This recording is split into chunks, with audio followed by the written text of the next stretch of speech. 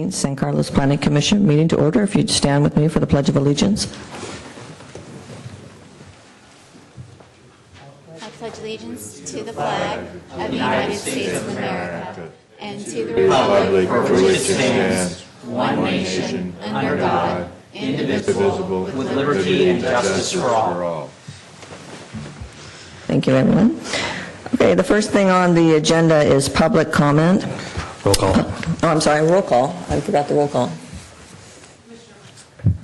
Commissioner Bradley? Here. Commissioner Gutierrez? Here. Commissioner Harper Pedersen? Here. Vice Chair Silverman? Present. And Chair Bergman? Here.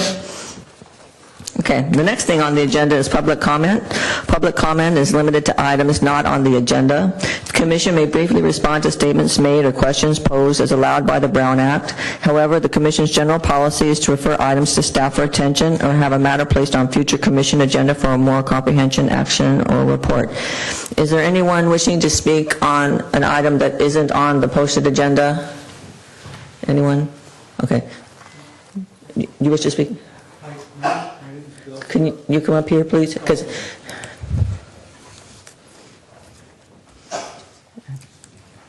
thank you.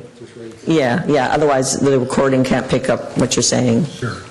My name's Bill Crook. I'm a San Carlos resident. I was just curious about the status for development downtown with the chain store discussion that was going. I read a little bit in the paper. Yeah, I think we have, is that on the agenda for tonight? It's actually on the agenda for tonight. I apologize. Okay. I was online and I didn't see it. No problem. Thank you. Okay, no problem. Anyone else? Okay. All right, the next item on the agenda is the approval of minutes. Any comments on the minutes? I have a few.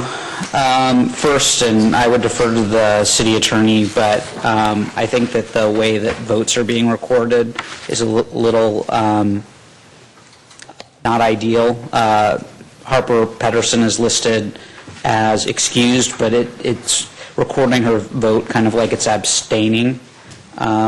You can see it in 5A, and you can see it again in 6B, and I would suggest just leaving off the she's not voting, she's not abstaining.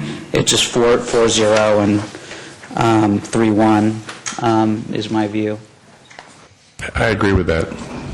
So I'd ask that those be amended to reflect the votes. In addition, on the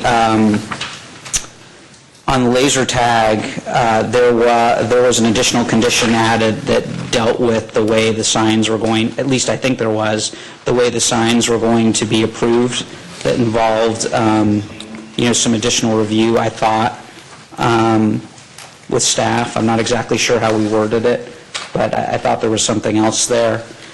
And then in addition, with the description of the comments on the Knoll Drive development, my recollection is there were 3 folks who were opposed to the project, and the rest were either positive or ambivalent. And the way that the comments read to me suggests that there were a lot of people opposed. So if other folks are in agreement, I'd suggest that maybe staff take another look at that portion of the meeting and revise the minutes accordingly. But if my memory is wrong, which it often is, I think that those other corrections could just be made now and they could be approved. And through the chair, if the commission is in agreement that staff should take a closer look at the minutes, we're not opposed to doing that. We can just not approve these tonight and bring these back at the next public hearing. Yeah, is anyone opposed to giving staff extra time to look at this again and come back? So do we need a motion to just postpone or no motion? Okay. All right, so the next item on the agenda is the public hearing. And the procedure for the public hearing is the staff will present a report on the history, physical features, etc., on the application, followed with the staff's recommendation. The applicant will make a presentation. Thereafter, interested members of the community may speak on the proposal. When all interested parties have had an opportunity to be heard, the hearing will be closed and no further discussion from the floor can be held. The commission will then consider the evidence and make its recommendation. If you challenge a public hearing item in court, you may be limited to raising only those issues you or someone else raised at the public hearing described in this notice, the public notice, or in written correspondence delivered to the city at or prior to the public hearing. Speakers should fill out a speaker form found by the door and hand it to the recording secretary prior to addressing the commission. Speakers should come up to the microphone to speak since the meeting is being recorded. This will assist staff in preparing the minutes.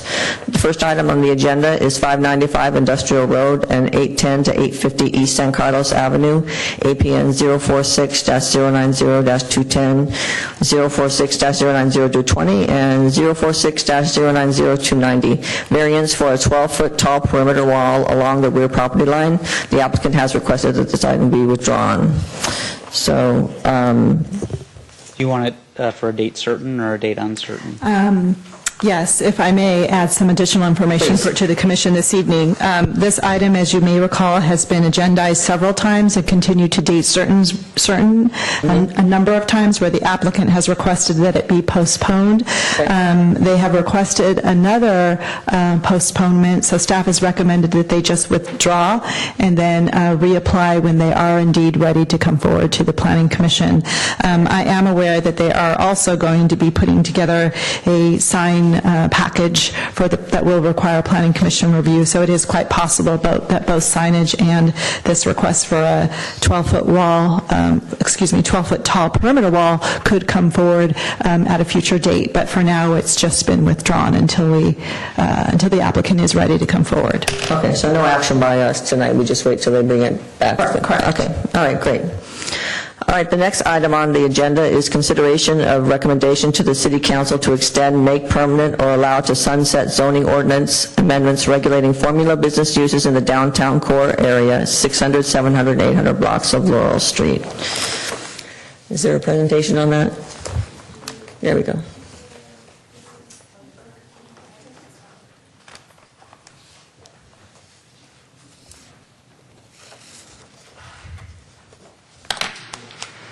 Good evening, Commissioners. I'm Nell Sealander, Economic Development Coordinator. Good to see you tonight. So this is my third presentation to the Planning Commission on the topic of regulating formula business uses in the downtown core area. I came to the Commission in February and then in June, and now once again to ask for your recommendation to the City Council on whether or not to extend, make permanent, or recommend to allow to sunset the regulations on formula business uses in the downtown. And those are set to expire at the end of February 2017. So the City Council passed an urgency ordinance in November of 2015 requiring formula business uses that wish to locate in the downtown to first obtain a conditional use permit from the Planning Commission. Once that urgency ordinance was in effect, staff undertook some benchmarking research and solicited feedback from downtown property owners and business owners in order to draft an ordinance regulating formula business uses. And that draft ordinance was presented to the Planning Commission in February of 2016 for a recommendation to the City Council. The Planning Commission recommended that City Council not introduce the ordinance, but still provided feedback on the definition and applicability of the ordinance if it were to be adopted. So Council accepted those changes, those drafting changes, and then adopted the ordinance in March of 2016. That ordinance, Ordinance 1502, was set to expire in September. And so in anticipation of that expiration, staff brought the Ordinance 1502, back to the Planning Commission for a recommendation to Council as to whether or not to extend it or make it permanent or allow it to sunset. And the Planning Commission voted 4-1, recommending that the ordinance be allowed to expire. City Council did in fact adopt that ordinance, Ordinance 1505, in June with an expiration date or a sunset date of February 28, 2017. So that's why we're before you again today to ask for your recommendation on whether or not to extend or make those regulations permanent or allow them to sunset. So you may have noticed in the previous slide that the definition and the area of applicability of the regulations has changed slightly since the original urgency ordinance was adopted a year ago. The current ordinance defines formula business as a use with 10 or more locations in the 9-county Bay Area. And that's the definition on the screen right now. Can I ask you a question about that? Sure. Or do you want me to wait till the end? So that was a new definition to me. I mean, I should probably say I've never liked this ordinance. I still don't like this ordinance. But as I'm reading this, and maybe this is a question for the city attorney, if you had a business like Paxty's and they had 10 Bay Area locations, I don't think they're quite there yet, but if they aren't, they're going to be there soon. It would apply to Paxty's. But if you had Chick-fil-A, which has like 1,000 national locations, but maybe not 10 in the Bay Area, and they wanted to put a Chick-fil-A on San Carlos Avenue, this wouldn't apply to them. I mean, isn't that how it's defined? And that just doesn't make any sense to me whatsoever. David, that's how I read it also, and it was one of the questions I had as well. That's how it's written, that's why. Yeah, so I mean, I think that's, I don't know, is asinine, is that I don't know if that's an appropriate word to use, but. To know what the rationale was for changing the wording in that situation? Rationale, if I remember, I was watching the meeting when they were changing the definition. I think the rationale was to have more of a local definition of formula business. The topic of franchises came into play. It was modified the second go-around. I think the third go-around was even a more laxed, in their opinion, definition.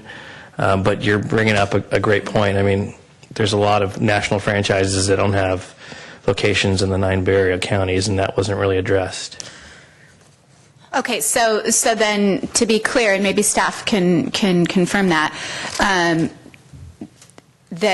that wasn't considered in the discussion about David's Chick-fil-A example? No, I don't for example? believe that was not discussed, and I think it's a good point. Okay, great. So that's something we can go ahead and adjust in the wording today. Great. Or recommend adjusting in the wording today. Exactly. So in addition to that change in the definition that you noted, the regulations now only apply to the ground floor of the 600, 700, and 800 blocks of Laurel Street. That was also a topic that got brought up at the last Planning Commission meeting, and that was reflected in those changes. Also to note is that the council opted to reduce the fee. So that was another item that came up during conversations with the Planning Commission. The Economic Development Advisory Commission was the fee, and so that was reduced by half. So in addition to the standard findings that must be made to approve any conditional use permit, there were 3 new findings made for formula business uses, and these have generally been consistent through the sort of 2 iterations of the formula business regulations.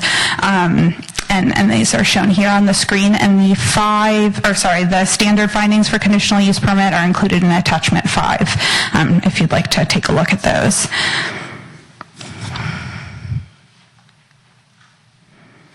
So after tonight, staff will report the Planning Commission's recommendation to the City Council, and then Council will decide whether or not to introduce an ordinance extending or making permanent the zoning code amendments regulating formula business uses in the downtown core, or simply allow them to expire. And then if Council introduces that ordinance, they will most likely do so on January 9th, so that's why we're here now in December, and adopt it on January 23rd. And that way, any changes would take effect prior to the sunsetting date of February 28th.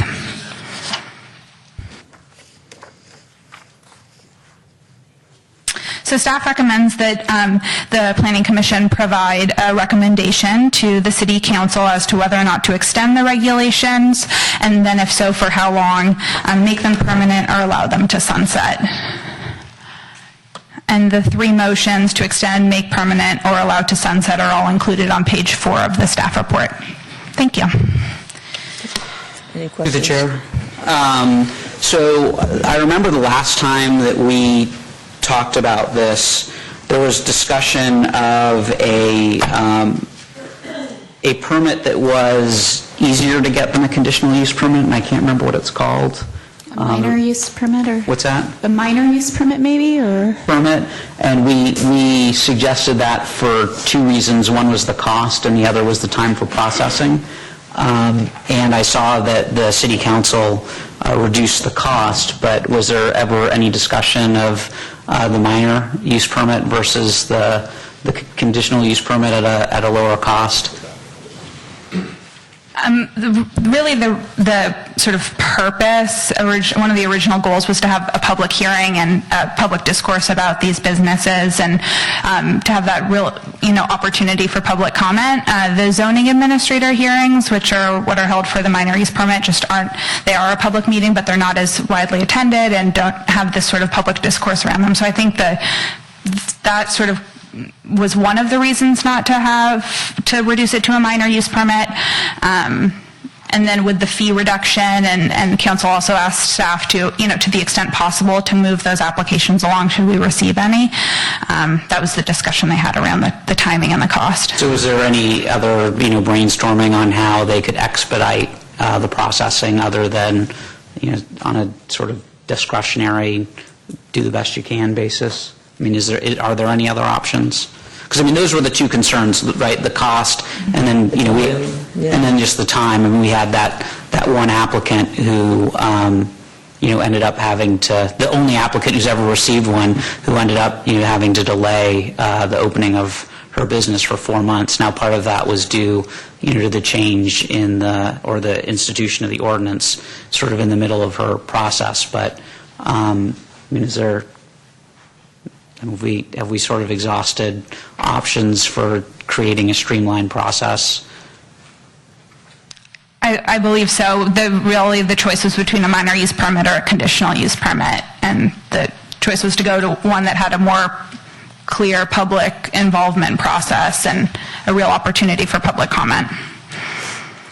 Those are the only questions I have. I mean, I have comments, but those are my only questions. In the same vein, I noticed that in the staff report, it does mention that staff was directed by council to expedite the process. Is there a new timeline that's been written, or how has that been working? How does that work? We haven't received any applications, so it's hard to tell how it would work, given the other workload, and I think, I'm not necessarily the one to speak to planning workload, yeah. Okay. So if one were to come in, the idea then would just be to give it top priority, and therefore make the process faster? I guess this question is for anybody on staff. How would that work should an application come in to make it faster? When we're directed to streamline the process, that would typically be, there's not a formal codified or outline for that, but if someone were to come in, we move that to the top. So for example, if there was an agenda if we had a planning commission agenda that was full and a formula business retail came in following other applications that are already on the agenda, we could move things around so that formula business could come forward on an otherwise full planning commission agenda. I see. Thank you. I have a couple other questions. I'm curious, did EDAC see this again before it came to us again? We didn't bring it back to EDAC. They had made a recommendation before, but they're not required to with a zoning code amendment. Okay. The only reason I ask is that I didn't actually see the EDAC minutes from the previous meeting, and I did try to upload them on the website, just so you know, but it kept coming up with no file, so I couldn't read them. And I just want to make sure that we're including their thoughts in our review, since we're, I guess, the last review before council. So were there any EDAC thoughts from the previous go-around, which I want to say was in July? I may have them in the I mean, it feels planning like commission it was 3 weeks ago, packet. but I know it was longer. Everything feels like 3 weeks ago. Yeah, so EDAC voted Okay, so prior to bringing it to the Planning Commission in June, the last go-around, the Economic Development Advisory Commission, we presented to them on May 24th, and they had a very extensive discussion. They're really quite almost evenly split, but they voted 3-2. They had 5 members in attendance. There are 7 total members of that commission to extend the zoning ordinance amendments regulating formula business uses. But they also encouraged council to explore ways to reduce the processing timeline and then also the cost. So they were concerned also with the cost and the timeline, but ultimately recommended that council extend it. I remember from the staff summary that you had told us that EDAC had an extensive discussion, which is why I'm still really curious as to what that entailed. And I guess if that's just not a process that's going to happen, I would just publicly encourage EDAC members to attend the council meeting if that's appropriate, so that they can get their comments heard, since I don't really know how to hash them through here if I haven't heard them. But I have no doubt they would have had some of the same concerns we did. So that's that. And then in the first go-around, and I know that we had mentioned it in the second go-around, but, and I want to say council member, one of the council members also mentioned it, were the Los Gatos comparables. And I'm wondering if there's any new information from other cities. Maybe Los Gatos comes to mind most prominently because they'd had some challenges with their formula business ordinance. But has there been any new information from area cities around their formula business ordinance since the last time we heard this a few months ago? It's Councilman Olbert, too. Oh, thank you. I wasn't sure which one. So Los Gatos, I was actually doing some digging into the conversation they've been having about this recently, and it seems like they're taking this with sort of they're more concerned with the specific definition and just figuring out the language while looking at all of their retail definitions right now. So they're having a larger conversation about how they define retail, specialty retail, formula retail, but that's really what they're dealing with right now at the sort of council policy level. Okay. Great. Those are all my questions for the moment. So EDAC has not seen the new revision of the ordinance at all? Or they haven't ever commented on the new ordinance with the new definition? They haven't made a recommendation on the new definition.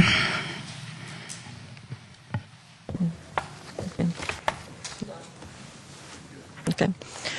All right, thank you. I'd like to, at this time, open it up for public comment. Is there anyone that wishes to speak on the formula business item? Anyone? I thought. It's related to B, yes. Please.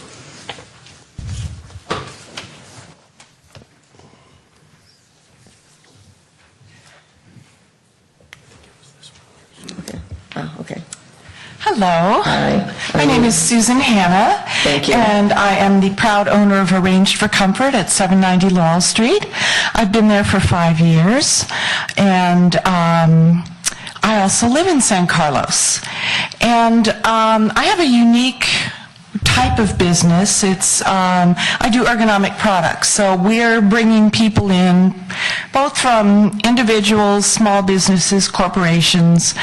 I had somebody from San Rafael this weekend who came in to talk about their home office, and I said, well, come around noontime. We have a great little town, and there's so many wonderful restaurants. And so I think I gave them 3 restaurant names and sent them on their way.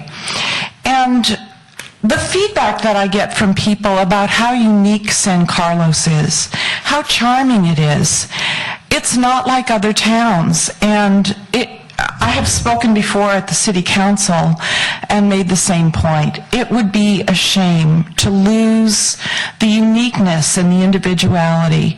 And I realize that we already have some chain stores on Laurel Street. I have no problem with it. It's just that I think we have to be very careful about the balance. Otherwise, we're one more strip mall USA. There's nothing unique about what we have in this town. And it would be such a loss. And I hear about it both from locals and from people that visit from other areas.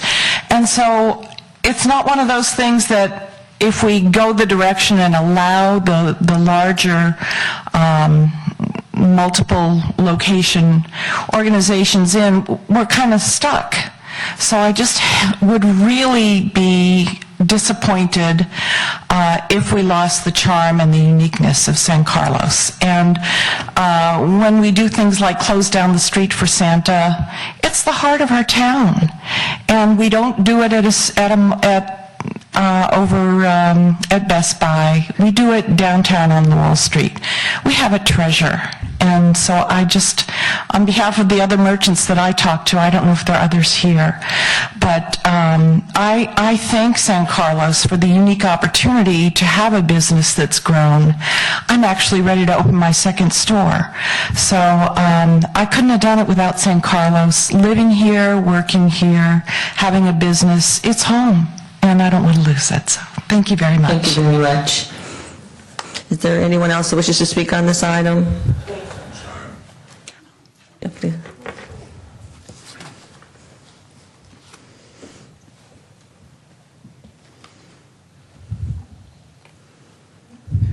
First of all, I apologize. I just heard about this last week, so I'm kind of coming in behind the snowball there. I agree with everything that our ergonomic lady here down the street who took over the, I think it was the little store with the toys that were there before. We do have a very unique downtown. We all know that. We love it. My biggest concern, though, really is, I mean, everybody's in business, and you can't, I think it would be very difficult to stop businesses from coming in. But my biggest concern really is also traffic. Our city has small streets. You drive down many of the streets and you see one-car garages and everybody's parked on the street. The other week, my wife and myself and my son, we had lunch up in Burlingame because we were up in South San Francisco, and were able to park 4 blocks away from Burlingame Avenue where we were going to have lunch, and we had to walk all that way. And my concern is if we start bringing in larger stores and we have Baby Gaps and Williams and Sonoma on Laurel Street, they're going to be more of like a magnet that's going to draw people in from other areas, which to some degree might be good, okay, because you're bringing business in, but it's going to be a disservice to our town, the people that do live here. It's going to be very difficult for everybody to get in. I just say, please use caution, because it's always easy to go forward, but once you do, you can't go back. Thank you very much. Is there anyone else who wishes to speak on this item? No, I don't see any hands. Okay, I'd entertain a motion to close the public hearing. So moved. Second. Roll call, please. Commissioner Bradley? Yes. Commissioner Gutierrez? Yes. Commissioner Harper Patterson? Yes. Vice Chair Silverman? Yes. Chair Bergman? Yes. Okay, any discussion? I'll be brief. I mean, we've discussed this at length. I'm slightly tempted to repeat comments I've made in the past and provide some history, because there are a lot of residents here who never heard what we had to say about it, but seeing that they're here for something else, I'm not going to bore them with it, other than just to say that while I agree with the speakers that our downtown is unique and it's important and it should be maintained, I don't believe that this ordinance is the way to do it. I don't think it will prevent chain stores from going in. It just adds bureaucracy, is all it does. And so I'm opposed to it. I've been opposed to it every single time it's come to us. I've never heard a different reason why why I should change my mind. So I'm going to vote against it. In the event that there's agreement with me, or even if there isn't, I would suggest that we recommend to the City Council that they fix the definition to capture larger chain stores that just don't happen to have 10 in San Carlos yet. Yeah, I forget who came up presented, mentioned 3 types that Los Gatos was talking about, defining their types of retail, and she mentioned specialty and formula. And I'm wondering, should we make a recommendation that another category be created to address those larger, basically your Chick-fil-A's? You know what, I have great faith in the city attorney. There are like 20 different ways that he or she could do it without having to create a separate definition. Just an and something else. 20. There's a lot of ways they can do it. They can do it and bring a fixed version to the city council for their consideration. So you are not interested in rewriting it right now? I mean, I could, but I've done that in the past, gonna as you say, know. what? I've done that on multiple occasions, but at this point, considering that the folks here in the audience are here for something else, I don't want to bore them with my dorking out on ordinance drafting. But I still do, though, because the wording does matter in this case, pretty specifically. I just want to make it clear that when we move forward to inevitably do what we've done every time, which is recommend something else and then I'll hold out and agree with council, that we recommend that they Further defined. perhaps rewrite it back to what it was in the second draft. Yeah, well, Okay. that was my language. Great, So, okay. yeah. I just want to make sure that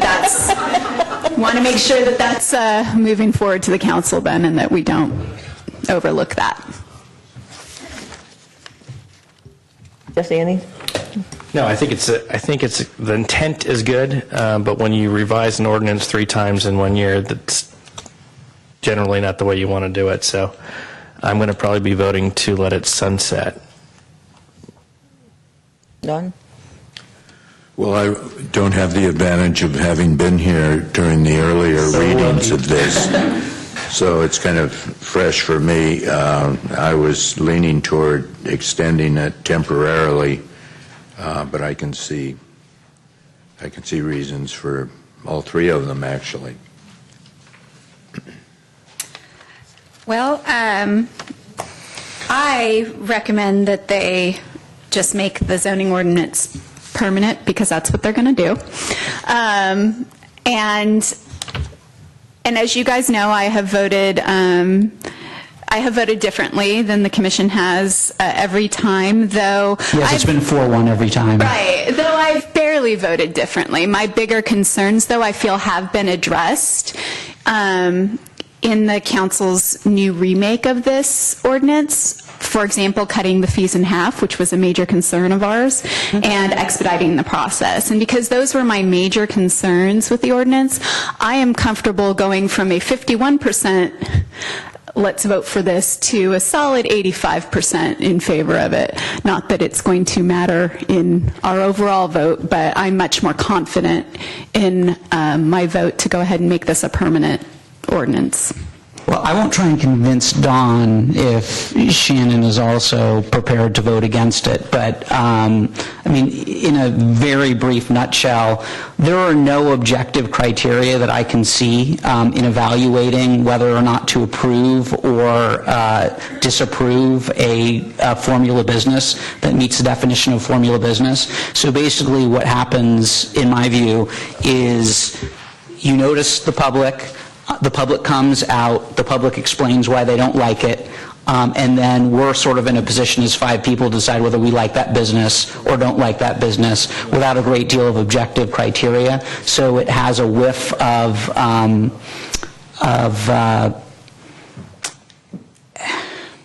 being at the whim of, that's always been, my primary concern about it. I don't want to be the arbiter of which formula businesses are good and which aren't without some very specific and applicable objective criteria. That's been my concern, in addition to the ones that Angela raised, which are great and the city council wisely fixed. That has always been my concern, because I don't want to be accused of being arbitrary, and it happens enough already.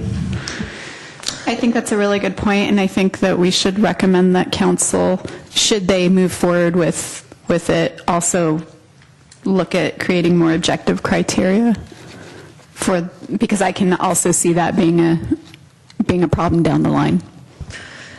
I haven't changed since the very first meeting. My concern has, and I know the fees have been reduced, but even an expedited process for the permit, I think, adds a burden to the property owners, and I don't think that the way that this is written really accomplishes what the city council wants us to accomplish, is in keeping out the large businesses. So I am inclined to vote against it, because I still don't think that I don't think the ordinance does what it is supposed to do. Well, then I can count to 3, and if it's okay, I'm going to make a motion.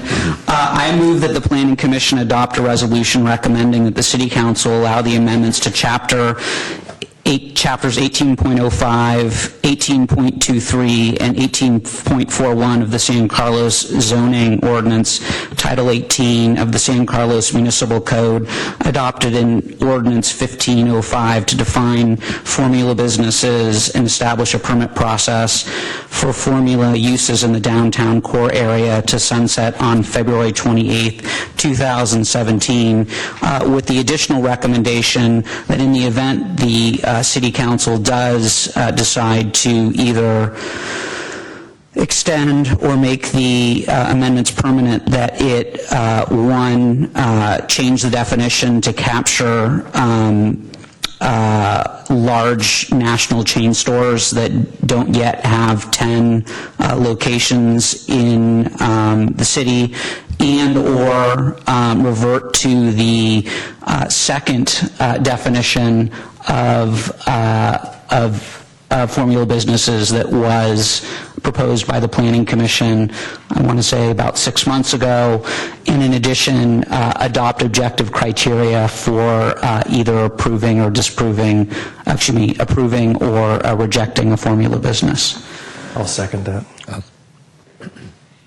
Roll call, please. Commissioner Bradley? Yes. Commissioner Gutierrez? Yes. Commissioner Harper Pedersen? No.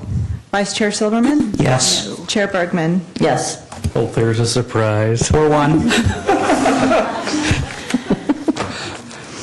Okay, the next item on the agenda is 1673 Laurel Street, APN 051, I think it should be, okay, 051-372-260. This is consideration of a request to grant an extension of time for filing a final map. So this is just a request for a date certain or uncertain. It's just a year, right? Just a year, yes. Thank you, good evening. I'm Laura Russell, presenting this item tonight on behalf of Jill Lewis. So just briefly, the background is on November 3rd, 2014, the Planning Commission approved the tentative map that's associated with the mixed-use project at 1673 Laurel. So the purpose of that map was to allow condominiums to be located at that location when previously apartments had been approved. So construction is almost complete, and the applicant has filed the application for a final map with our engineering staff and the Public Works Department. So the review of that final map is underway, but it is not yet completed. So the applicant has requested this extension to allow them time to complete that process. The wording that we have on our certificates is quite strict, and the Planning Commission is the approval body that has the authority to do those extensions. So attachment 1 to the staff report is the draft revised certificate. The only proposed change to that certificate is to the expiration date. All of the remaining conditions would be the same as previously approved by the Planning Commission. So if the Planning Commission wishes to approve the time extension, this is the motion you would make, and I'd be happy to try to answer any questions that you may have. Any questions? No questions. No, you just answered my question. Thank you. You're welcome. Okay. I don't think, there's not an applicant presentation, it's just, okay. All right, so it's still open for public comment, correct? Mm-hmm. Okay. All right, is there anyone from the public that wishes to speak on this item?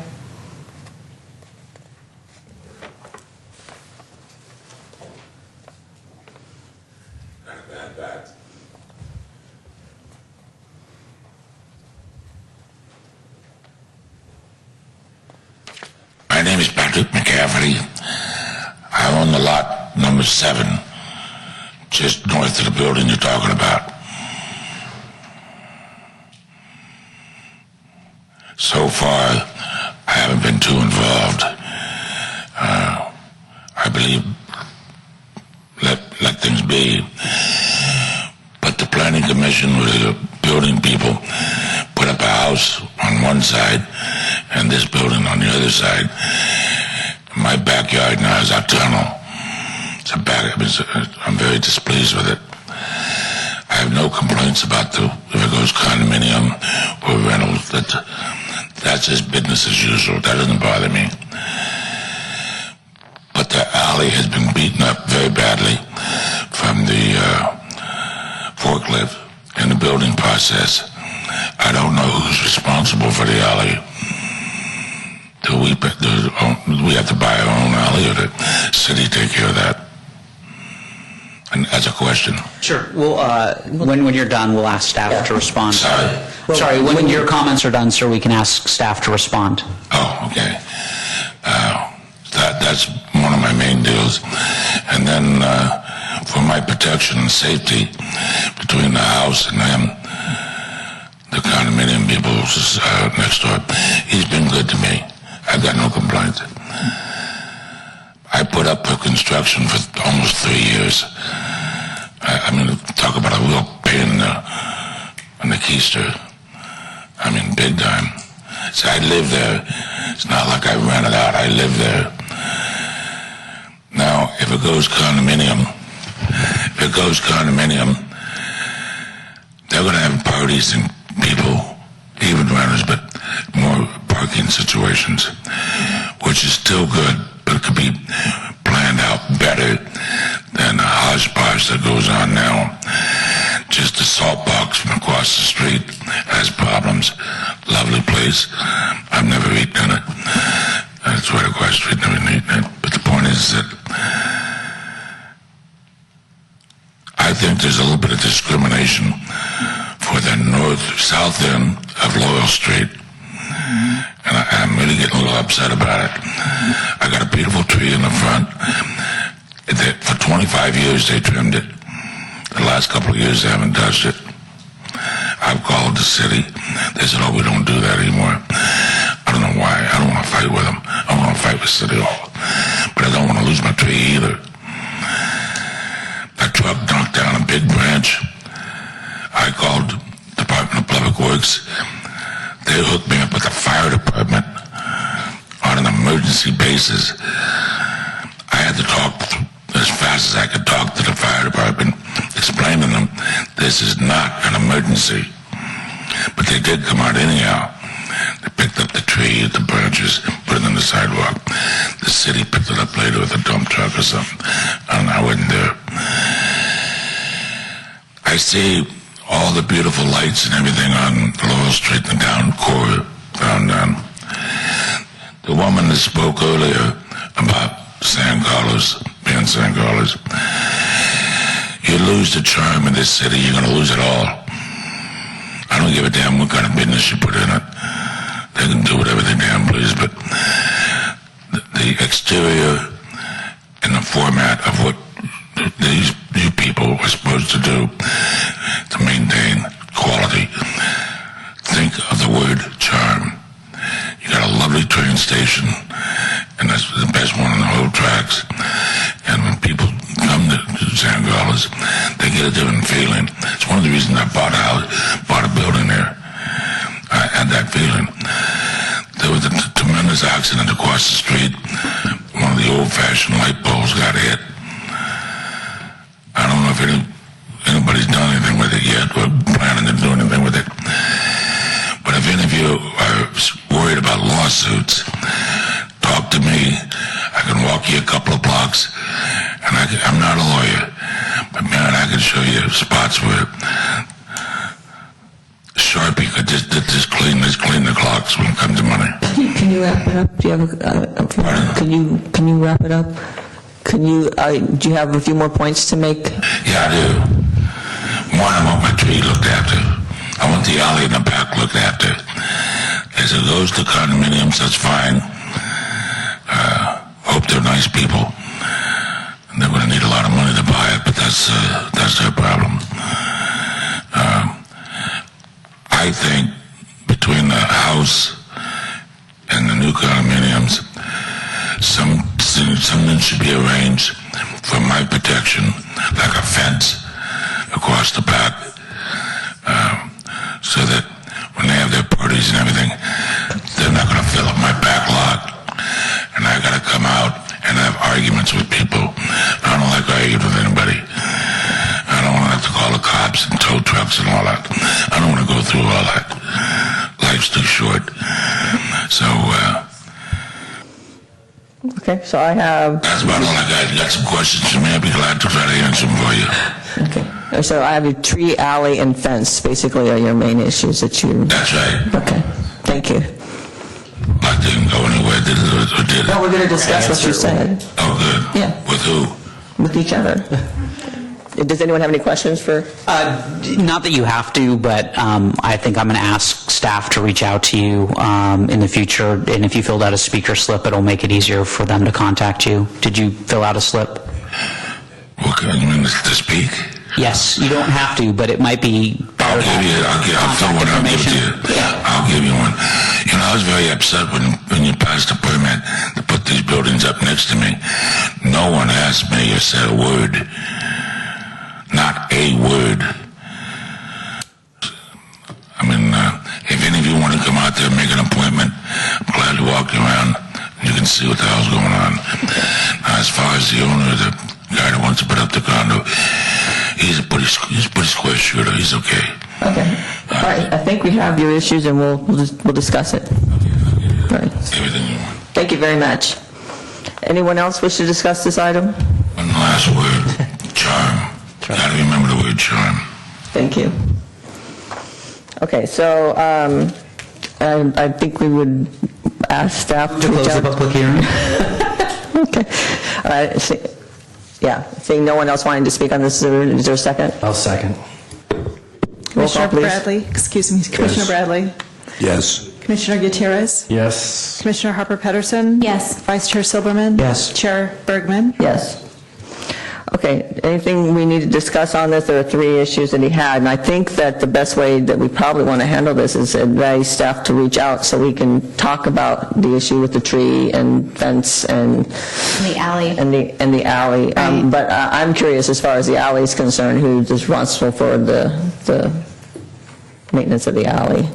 In recent approvals of some of the mixed-use, downtown mixed-use infill projects and other projects throughout the city, I note that the Planning Commission has added language in the conditions of approval to address that. However, this particular project at 1673 Laurel was approved kind of in that early stage of mixed-use projects, and that condition of approval that's now kind of like a standard was not included in this, but it doesn't mean that the issue cannot be addressed. The project is not yet finalized, so we can definitely work with our Public Works Department and notify them of the issues and concerns, and they can look into the matter, and they have the ability to address that with the developer. Right, because we can't just add a condition out of nowhere. We've already seen this, right? So it's already been ruled on in those conditions, but we can ask Public Works to actually work with them, so. Correct, and staff will do so. All right. Any other comment on this? Okay, so you will reach out to Public Works, who will reach out to him. Okay, thank you. All right, the next item on the agenda is the consideration. We actually need to vote. Oh, we didn't So, vote. yeah. To extend the timeline. Yeah, and is there any more discussion before I make a motion? Yeah, I guess we need to do that too, don't we? Yeah. So I move that the Planning Commission approve the request of Shahab Tarani to extend the deadline for the recordation of the final map for the project at 1673 Laurel Street, APN 051-372-260, for a period of 12 months with an expiration date of November 14th, 2017, as shown within the revised tentative map certificate. I'll second. Roll call, please. Commissioner Bradley, Yes. Commissioner Gutierrez, Yes. Commissioner Harper-Pedersen, Yes. Vice Chair Silberman, Yes. Chair Bergman. Yes. Okay, the next item on the agenda is consideration of a municipal code amendments to the San Carlos subdivision ordinance, Title 17 of the San Carlos Municipal Code, consisting of minimum lot size and width requirements for the RS6 zoning district and specifications for flagged lot subdivisions. So I'm not sure if, is there going to be a presentation or just any kind of summary? Yes, I'll be happy to make that presentation this evening to the commission. Let me just get my things in order. Okay. So again, my name is Lisa Porras, Principal Planner for the City of San Carlos, and I will be making the presentation to the Commission and the public this evening. And some of you in the audience may have been at the last meeting on this topic, which occurred on October the 17th. So just to refresh everyone's memory of where we were, and for those of you who may be attending or listening for the first time, at the October 17th, 2016 study session, we reviewed existing subdivision regulations concerning parcel size for subdivisions in the RS6 or single-family residential zoning district. We also looked at some maps and data relative to parcel size and subdivision potential in the RS zoning district. We looked at a couple of different scenarios, looking at different combinations of lot size, lot width, and percent slope. We also discussed what it would mean if the city changed its rules about minimum lot size, basically looking at the current regulations in place as compared to regulations that were in place prior to 2011. We looked at the number of parcels that would be affected if the rules remain the same or if they were to revert back to pre-2011. At the October 17th study session, there were approximately 22 members of the public that approached the podium and addressed the commission. Most of the people that spoke at that study session made comments requesting that the city revert back or revert to the pre-2011 subdivision standards for the RS6 zoning district. And so, to address concerns that lots are splitting into sizes too small, staff is presenting some recommended alternatives to the commission this evening for its consideration. So following my presentation, staff will be able to answer questions from the commission. We will hear from the public again, and then at the end of the meeting, staff will be requesting some direction from the Planning Commission.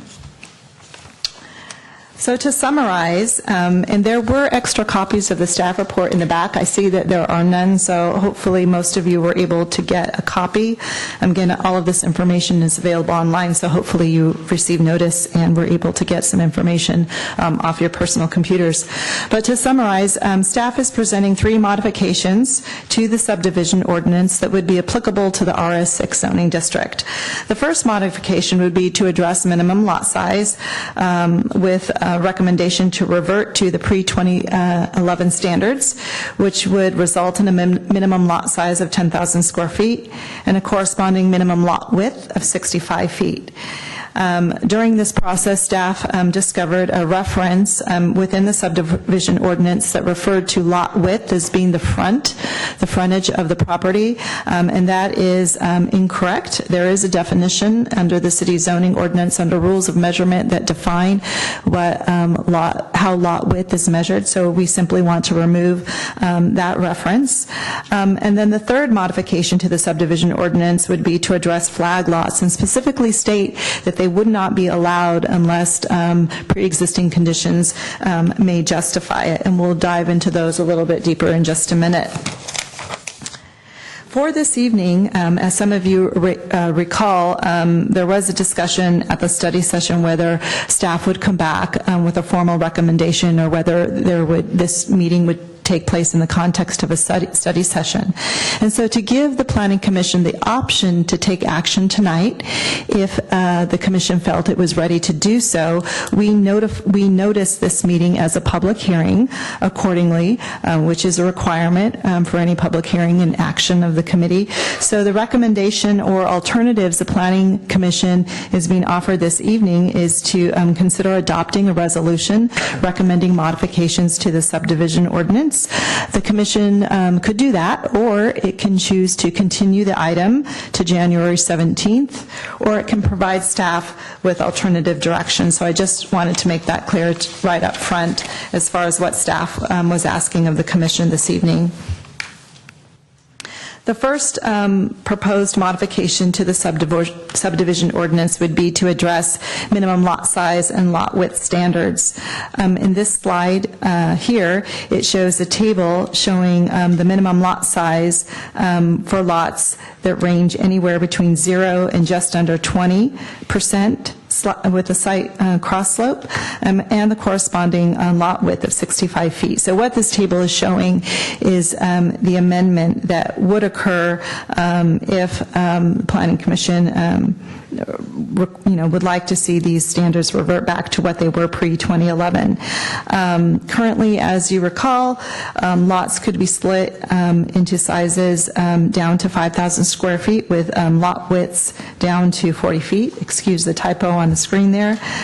So the recommendation is to revert back to the pre-2011 standards, which are the standards shown right here in this table, and they're bolded in bold for your benefit.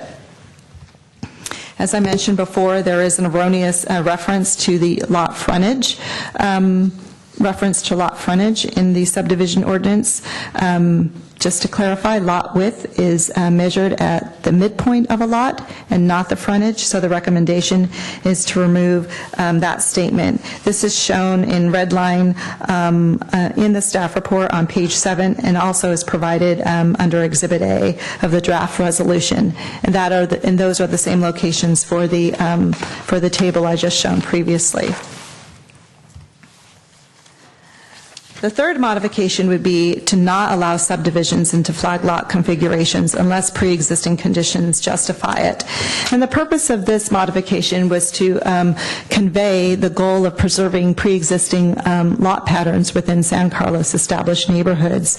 While the San Carlos subdivision ordinance doesn't outright prohibit flag lots, it doesn't make it clear as far as under what conditions they would be approved. There is some language in the subdivision ordinance that requires, as part of the analysis performed, that we do look at the shape of the lot and how that relates to the existing lot pattern.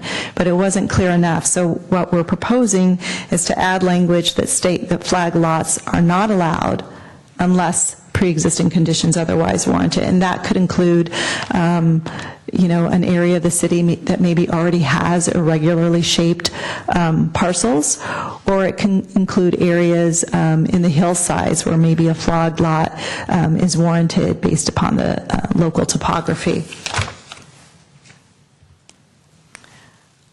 For the benefit of the commission and for the public, there was extensive civic engagement outreach that was done for this particular effort. As outlined in the staff report, we reminded the commission of the various ways that we reached out to the community. This included sending over 8,000 postcards to members of the public that were owners of RS6 lots that were 10,000 square feet or greater. We also notified everyone within 300 feet of those parcels. We used all of our social media outlets such as Facebook, Twitter, and Nextdoor. We put an ad on the local government access channel.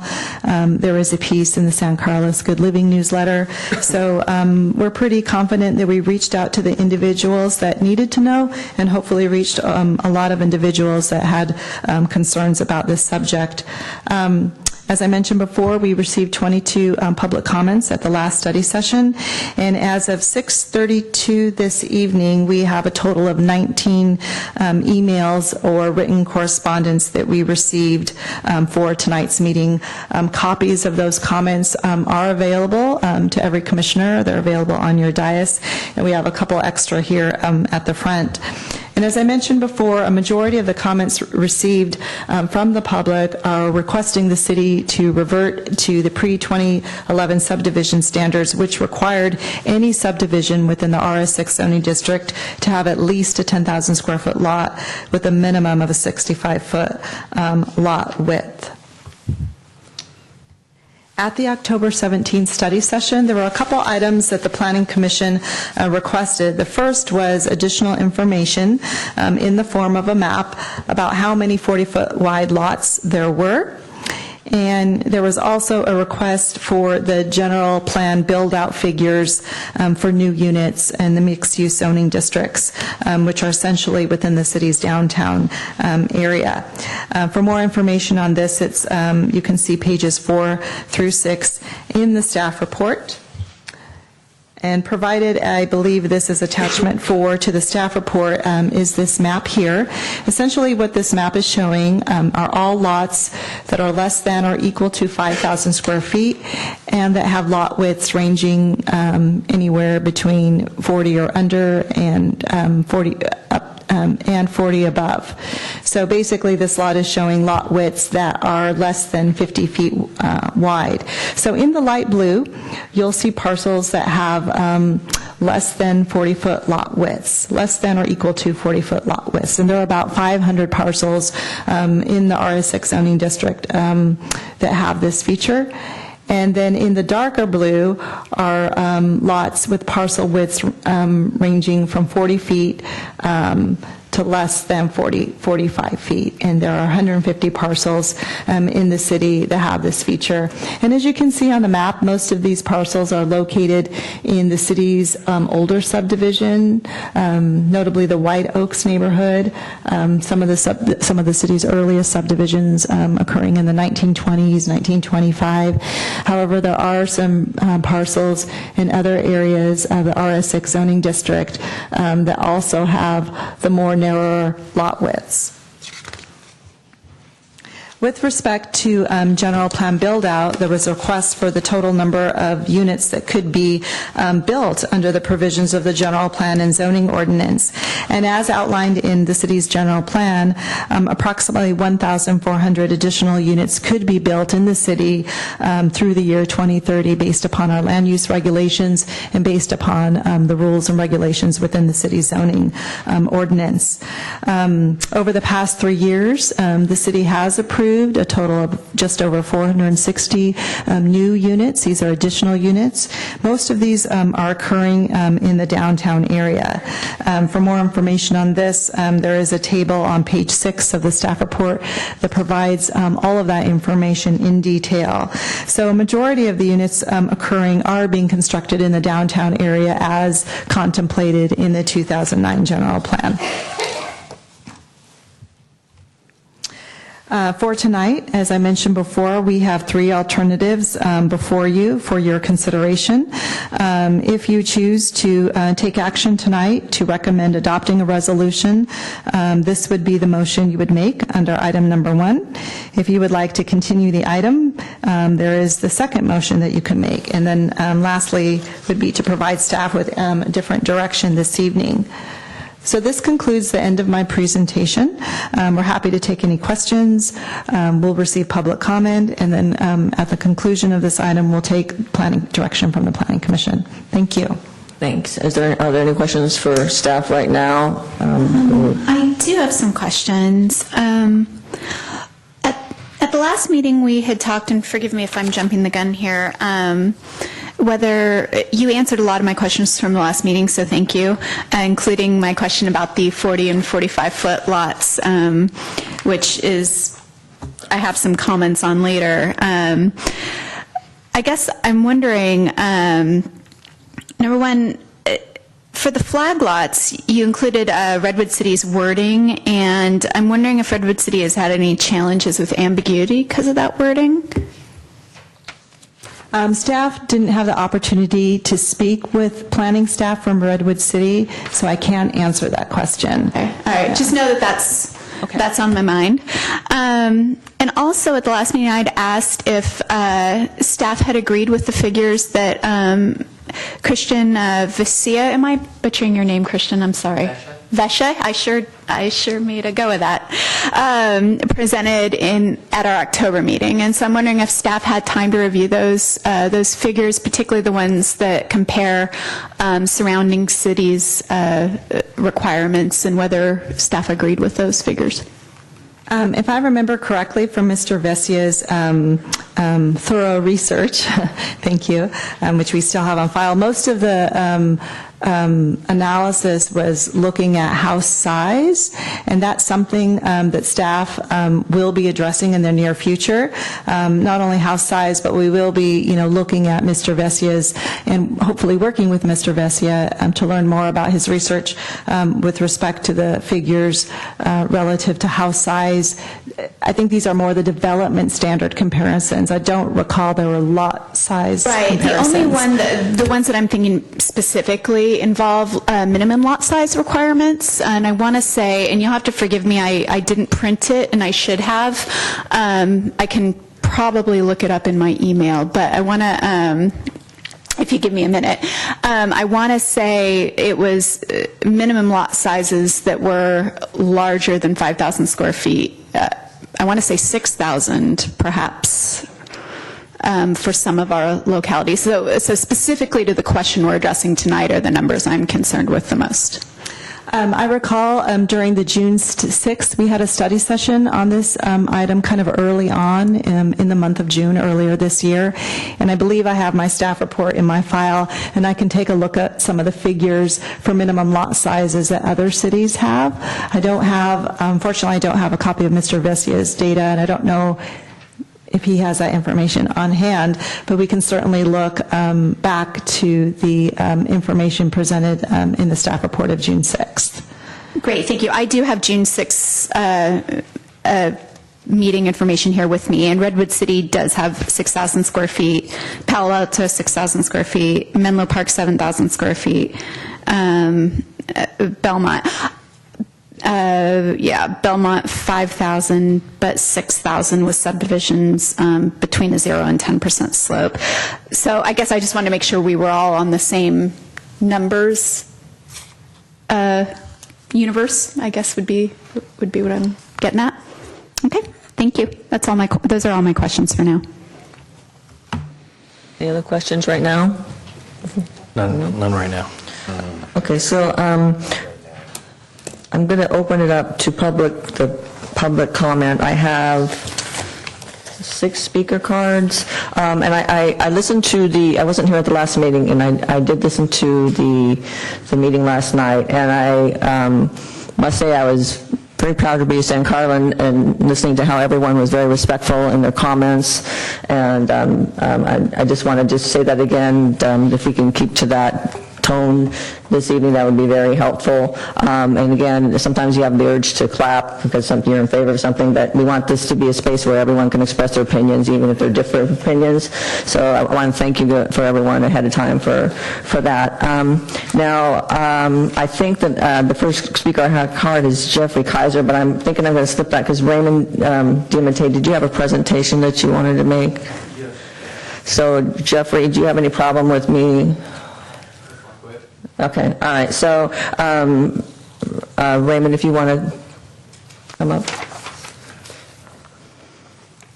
And I'm going to give people 3 minutes this evening. And Raymond, I don't know if you're going to be able to do this in 3 minutes, but can you let me know approximately how much time? As long as I can work out this screen. Anyway, let's see here. The PDF. Okay, there. My name's Raymond Diamante, and I'm here due to the fact that my wife and I hear thumping, bumping, drilling, sawing 6 days a week and 8 hours a day at 2115 White Oak Way. This is due to the construction, as you see above, of 2-story houses, 2 of them. One is 10 feet away from my rancher, which is the lighter image. And it was approved by the Planning Commission as part of a subdivision of 2 2-story homes that replaced a single rancher. The developer managed to meet the current building code requirements with little room to spare. It was meant to and also it meant the removal and damage of 6 trees, and these 2 new houses will be now known as the Twin Towers of my neighborhood. I am more than a little displeased by the decision that this house next to me is overlooking mine and taking away my afternoon sun by 1 o'clock. And that was started about a month ago.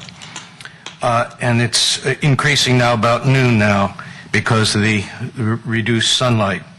I've seen too many new home constructions either look like towers in their neighborhood or so massed up that they are squeezed into their lots. And another annoying building plan I've noticed is a massive house built around one little garage that will never house a car. If the offending homeowner wants to add to their house to the pointed crowds and towers over their neighborhood, maybe they're in the wrong neighborhood. However, much of this construction is done by developers to achieve maximum profit. The infilling of our residential areas has led to crowded streets, lack of street parking. With all the destruction and reconstruction going on in San Carlos, our quality of life is in danger. Getting home through the streets of this town is an obstacle course. Do we really have to sacrifice the city of good living for larger tax base and builder fees? Now, as I show you here, let's see. This is the house that's being built right next to me. They're adding on the roof as of today. And there's my house on the left. And here's the new house. They haven't started on the second house, but the house next to me is what they've worked on now. And you can see my house is about the average ranch house style in my neighborhood, and this house will be definitely bigger and more prominent looking than any of the other houses there. And whoops, let's see, go back here. This is the roof line. As you can see, it stands up much above mine.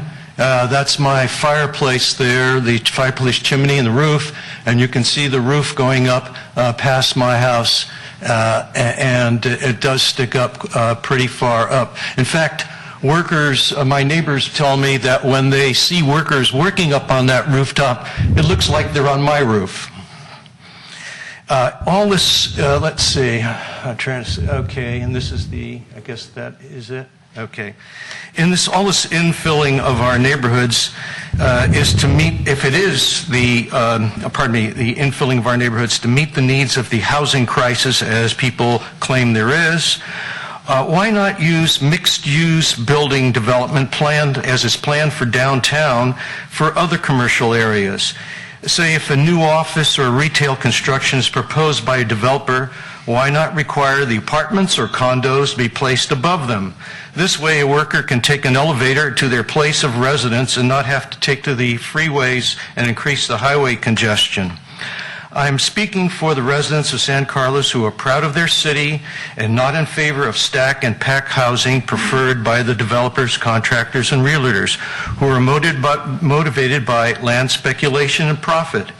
As some people feel as I go through town that we kind of like our city back, and we feel like that we're in a war zone when we try to travel through our own city. And I noticed that even coming through today, I had to pass at least a couple detours just to get home. So anyway, thank you for hearing me. Thank you, Mayor. Okay, the next speaker is Jeffrey Kaiser.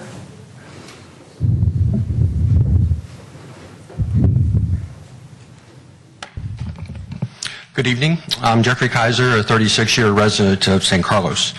I was here 6 months ago in this chamber when we had the first meeting related to really monster houses and lot splits. And I'm sure you remember the passion that came out from all the citizens that were here concerning these issues. The biggest one probably being developers coming into San Carlos and either building an oversized house, as the gentleman preceding me described, or even worse, coming in and buying a house, tearing it down, splitting the lot, and then building two monster houses. And I think you all remember the issues that everybody had at that time. What have we learned in the past 6 months? I'd say, it's not just an issue on Carmelita. It's not just an issue related to large lot owners. many citizens have come forward and expressed their concern about this issue of lot splitting in San Carlos. And as evidence of that, just as varied people, I would suggest everybody go look at the information on Good Growth San Carlos, and I think the people who put that together have done a tremendous job, and that's a large group of people within this town. What else have we learned? Lot splits are not going to solve the housing issue. If there is one, we have plenty of housing that's in the pipeline, a 2.5 to 1 factor at this point, so lot splitting is not really an issue there. And if there is a culprit to all this, it would appear that the relaxation of the regulations in 2011 kind of opened up San Carlos as a target area where developers could come in and start these practices. So what public comments do we have? Lisa described the comments that we had from last time, and I'm sure there was emails for the previous meeting in October as well. I mean, she mentioned emails for this meeting. I'm sure there was a rash of emails for that meeting. So I suspect that the vast majority of people that have commented on this are in fact against these lot splits. I think a lot of citizens in this town would like to preserve some of these large lotted areas. We're only talking about 3% of the lots in San Carlos. And I think a lot of people would like to preserve these areas, similar as we preserve land for parks, city parks, national parks, et cetera. I don't think it's an unusual practice to try and preserve these types of areas. So the next steps going forward, I guess it's possible that this could be voted on this evening. There's a little concern because I don't think many people knew that this timeline could actually be condensed. But if in fact you do decide to vote on the issue and the presentation as Lisa portrayed it, I would encourage each and every one of you to vote for that. I know that the City Council has asked the Planning Commission to send them a recommendation, and I think if each and every one of you voted for it, it would send them the strong recommendation that certainly many of the citizens here would like to see. Thank you very much. Thank you. Next speaker is Jim Sherba.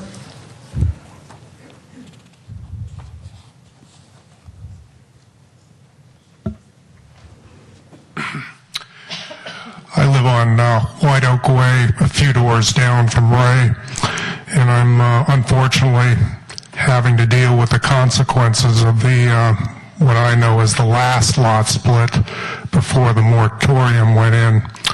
Seeing a lot of neighborhood disruption, huge trucks up and down the street. White Oak School is a block away, and it's not a pretty situation, you know, ladies with strollers and people having to dodge big trucks. The main point I wanted to make is that I'm urging the commission to take action tonight to approve those 3 modifications and a reversion to the 2011 codes. Thank you. Thank you, Jim. Ron Granville?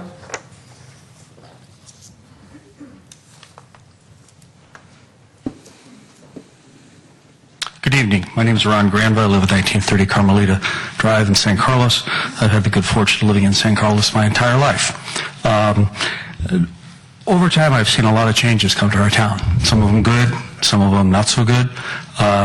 Change is something you have to expect, but you do get to a point where you have to be very careful about what you do. You know, my daughter lives in Denver. They build houses by the thousands, not just, the few. But they got lots and lots of open land. We don't. As was pointed out in the staff report and the last meeting, San Carlos has 455 new housing units under construction or approved right now. Even with the change that we've requested, that you roll back to the pre-2011, in the areas that are already zoned, San Carlos can add 1,450 additional housing units. That's a lot of housing units. I don't know the exact percentage, but it seems like it's about 20% of the number of housing units we have in the town. The further subdivision of lots and neighborhoods zoned for single-family use adversely impact the adjoining property values, the congestion, the quality of life for the neighbors, the parking, and the noise within the neighborhoods. The prior subdivision rules of 10,000 square feet minimum lot size and 60 5-foot width post lot split, served the city well for many years. And listening, I get kind of confused. You guys know a lot more about the planning rules than I do, but I hear people talk about minimum lot size. It was pointed out the last meeting, as I heard, this doesn't affect what the allowable minimum lot size in San Carlos is. It just affects if you want to go into a neighborhood and divide something that's already there. Another thing, the subdivision rules should preserve the quality of life for the larger number of citizens in an area, not just provide a financial windfall for a select few property owners. I had the good fortune of having a neighbor for 32 years, and they recently sold their home, and they were shocked that, they had been told when they put the house on the market that they expected 5 or 6 offers. Carmelita, if you're familiar with it, it's kind of a nice street to live on, and houses come up, we tend to have a lot of demand for them. They were shocked when they got one offer, and it was only from a developer, and they were told that everybody else was just scared away. And it's not a person who wants to come in and just, build 2 homes on one lot. I'm also told by them that it's the same developer that has 3 different condominium projects under construction in San Carlos. It's just extending the development mentality to cram as many people in the house as you can into our town, and I don't think that should be done in the established neighborhoods. It was pointed out also San Carlos already has 2.5 times the number of new units under construction or approved that's required to meet the city housing element for market rate housing. With the other zoning, it looks like we have, another 3 times that we can already build under the rules. I'm against further overcrowding in our existing family neighborhoods. We urge you to return to the pre-2011 lot split requirements. Those requirements serve the city very well for 35 years. I appreciate the staff recommendation that you do that. As Jeffrey commented, we were a little bit surprised that tonight was noticed as a public hearing. This is the first time for a lot of us, getting exposed to this process. We kind of had our plan as far as lobbying you guys and then going forward to the commission laid out for a vote in January. But heck, if all 5 of you vote the way we want you to vote tonight, we'll be very happy with you voting that way. On the draft ordinance the staff marked up, and the staff does a great job, by the way. Not being familiar with staff ordinances and the nuances of these things, I just had a couple of questions. Lisa, you might be able to answer these. At the bottom of page 7, I don't understand the changes that deletes the RS reference and adds R20. And there's also a reference to 18.04. And when you did your deletions, I didn't see the deletion of the balance of the 2011 footnote that changed everything. So maybe I'm just not reading the red line right. But those references, I don't know what their impact is and the changes. Similarly, at the top of page 8, number 2, what do the changes 18.05, 18.065, 18.07 mean? Hey, Ron, can I request that I have staff actually reach out to you and go over those changes with you? Would that be okay? Because I want to make sure we get everyone a chance to speak. That's fine. And on the flag lots, we all thought that, I understand what the goal there is. We all thought when we started this, the general pattern of the neighborhood would kind of mean that you couldn't divide somebody on our block because we all have big rectangular blocks. So, relying upon the general pattern of the neighborhood, I don't know how that works when you go over to look at flag lots. And not at all to be picky because the staff, as I said, the staff does a great job, but it wasn't just the majority of people at the last meeting who spoke in favor of the pre-2011. If you look at the listed comments, it was 75% of the people who spoke. And when Commissioner Silverman was nice enough to ask the room to stand for those people who wanted to change back, by my count, everybody in the room but 4 people stood. So it's a little bit bigger than a majority. Thank you very much. Thank you very much, Ron. Yvette Royce?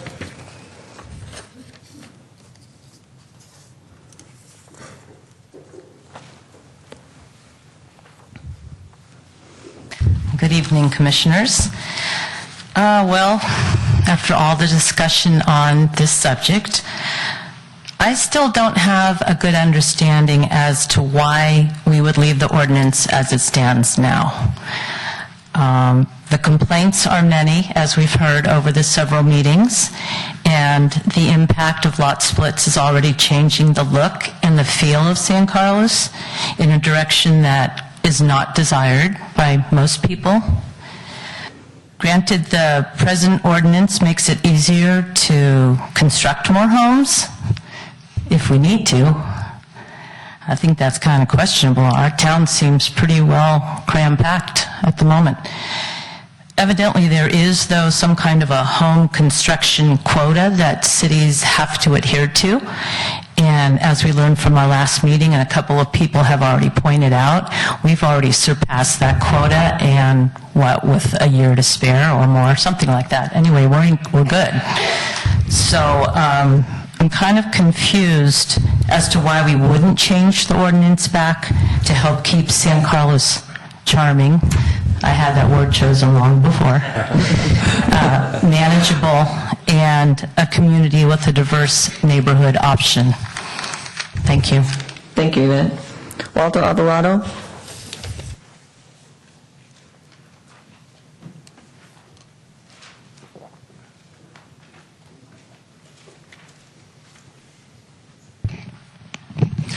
Good evening, and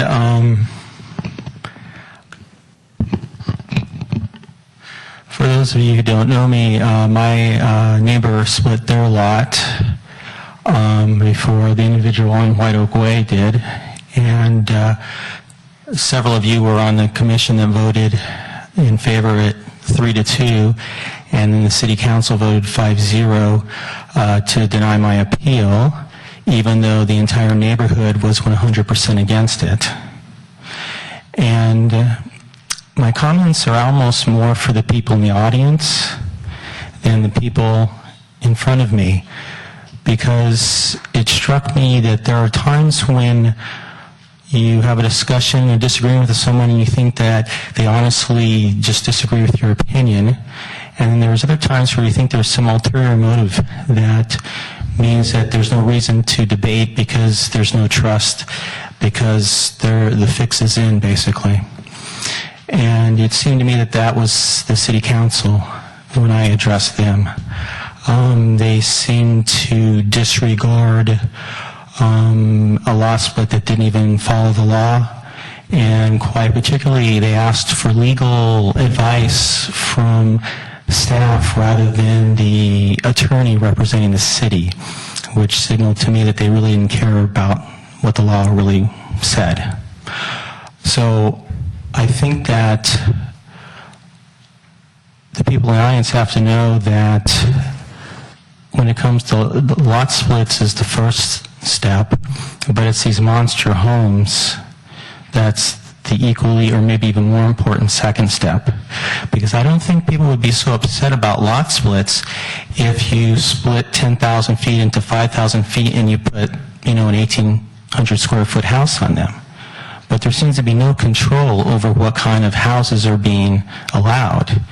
And just looking at the photograph of this gentleman's home, which looks like he does have a fireplace, which is going to throw embers into the second story of his neighbor and maybe cause a fire, that one would never be permitted to put their own second story with their own shorter fireplace there. It just shows what I seem to see is a consistent relaxation of rules that allows ridiculous houses to be allowed to go on these lots. So I think there's just absolutely no confidence in the Planning Commission when it comes to approving houses going onto lots that's really generating this anti-lot splitting sentiment. And that came from our neighborhood where someone was going to split just above 10,000 square feet into 5,000 square foot lots and put 3,800 square foot houses on them, which just made absolutely no sense. So I think that the other issue I want to raise is that when you're trying to gauge public opinion about lot subdivisions, many people aren't here because they have no faith that anyone is going to listen to them. And I think that that's reflected in the debacle with that Black Mountain proposition where the city overwhelmingly voted against it. And it appeared to me that most of the comments on that next door White Oaks was that people just didn't trust the city. They had no trust in the city, and this plan really required quite a bit of trust, and that's why it went down in flames.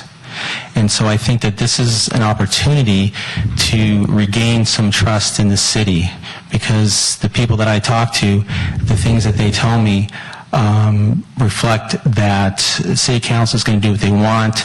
They're bought off by the developers. They could care less about the city, and so why should I even bother going to one of these meetings? So thank you for your time. Thank you, Walter.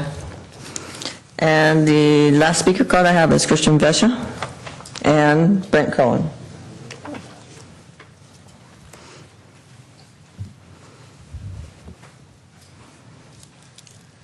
Thank you for the opportunity to offer some public comments. My name is Christian Vesha, and this is Brent Cowan. I've been in San Carlos as a resident since 2002, and got engaged in this issue when we had one of these oversized homes built on our neighborhood. Subsequently, there was activity on Nextdoor around lot splits, which gave me some faith that there was actually broad-based concern about the issue, and prompted me to write an open letter and put it out on Nextdoor to raise the issue and find out how many other people shared these same concerns. So since then, a lot's happened. I'm delighted to see where we are in a public process in moving this forward. There's a meaningful conversation going on.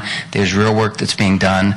I want to commend the Planning Commission on the outreach that has gone on around this. I see that it's expanded meeting to meeting. Nextdoor was used for the first time, I think, in this most recently, and that's another channel that a lot of people, some people won't engage with it, but other people follow it, and it's quite valuable. So I want to commend you on the outreach process that's gone here.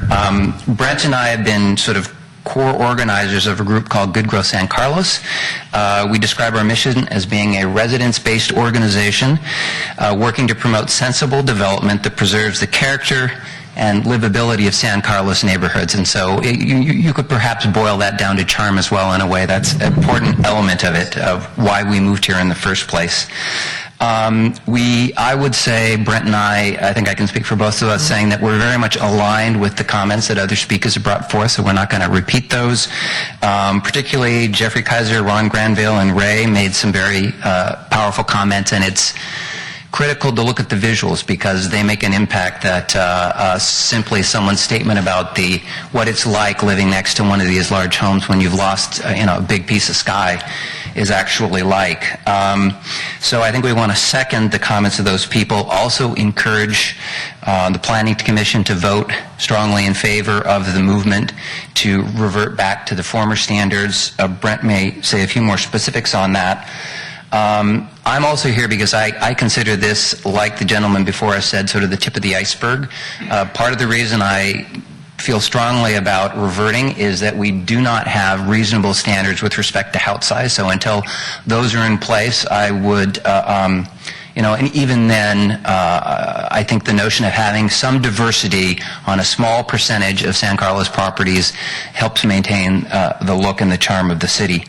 So I think this process is the beginning of an extremely important conversation for the city. I think the most important part is going to be the next step, moving on to house size. I want to use this opportunity to say, Good Growth San Carlos, we are residence-based. We're trying to make sure that people in this town have a strong voice when it comes to the discussion that goes on and the input that you all get. Steve Godekian and my wife, Lucia, are here. We've got a clipboard. If you'd like to sign up, we're going to pass the clipboard around. If you'd like to get maybe a twice-a-month email with information about the process that will educate you and keep you up to date on what's going on, it's just another channel of information to go along with what the city's already doing. So with having said that, I will turn it over to Brent. Yeah, thanks, Christian. And once again, we're not going to go back through and reiterate all the points that have already been made. I think, we've talked about the changes that happened in 2011.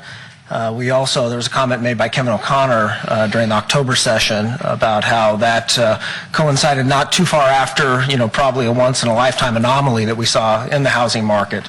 And then, we know that this is not going to solve the housing shortage by splitting lots. Last time, the information that Lisa presented was also very insightful in that we went from 14 lots to 259 lots became within scope of subdivisions after those 2011 changes were made. So tonight, we're here simply, believe the recommendations that have been put forth by the Planning Department are very reasonable.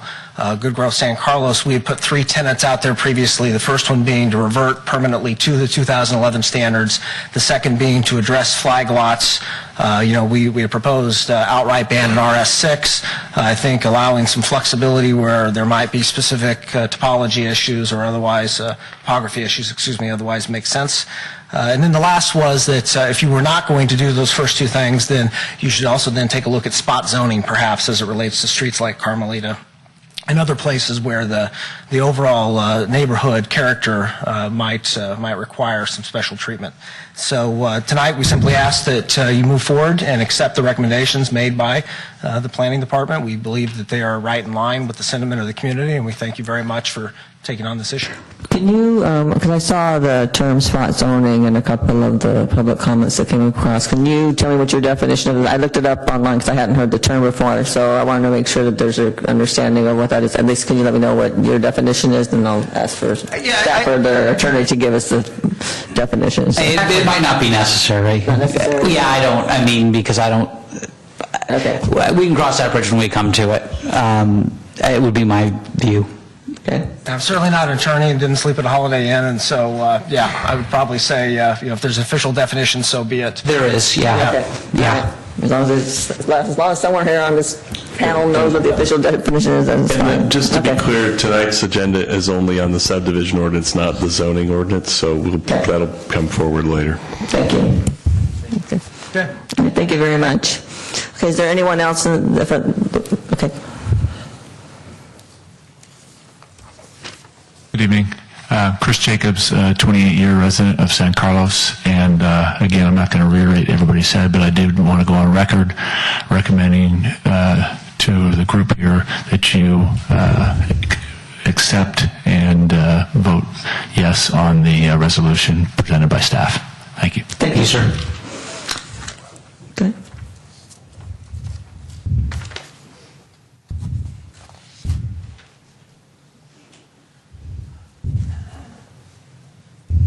Hi, my name's Betsy Byer, and I've been up here before and through this whole thing, and I again just want to reiterate what he just said, to vote yes on this. We were the worst case scenario that's actually outlined in Lisa's document about flag lots, about what not to do, and that was what was going to be our reality. So we're very happy with these recommendations so that we can have so we can keep our space and our town the way it is. Thank you. Is there anyone else that wishes to speak? And then I'll do.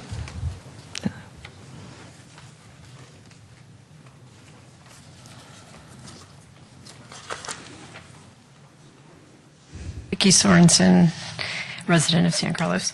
I want to say, I'm going to reiterate that when San Carlos was originally planned, it was purposely created with mixed lot sizes, so it's a shame to change that.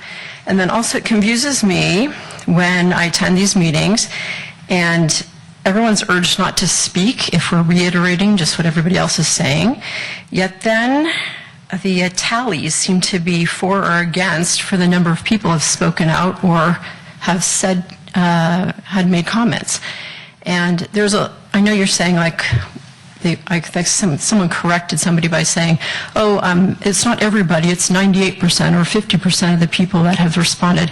Well, there's a whole bunch of us out there that are not responding because we're just reiterating what everybody else is saying, and we've been asked not to do that. So if you really want to tally it and have the number, then we can do that. But I don't think there should be numbers stated in memos or on the internet saying there's only 5 people that have said they don't want this, or they're confused or against lot sizes, because it seems to be there's much more, many more people.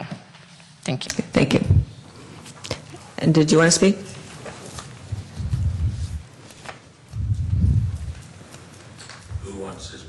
I'll take it.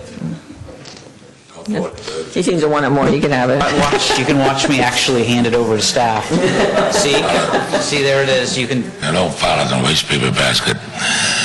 I'm not involved with this planning of the apartments and subdivision, but I just wanted to make a comment. We live in the most affluent and brain trust group of people in the world on the peninsula here. We got some of the finest universities. We got engineers. You're talking about an architectural problem, not about a land problem. The architectural problem for the man with the smokestack being too low in his house. I'm not a designer, but he could put a widow's walk on his roof and everything would be beautiful. And you could turn right back around in a small set of subdivision. Maybe someone should take a trip to Amsterdam and see what they got going. So there's an answer to all of this that the people want. And it can be solved. So we got the brain trust in the universities. Write a letter to the universities, ask them for help, and let the students and the professors come down here and educate everybody. Thank you. Would anyone else like to speak on this item?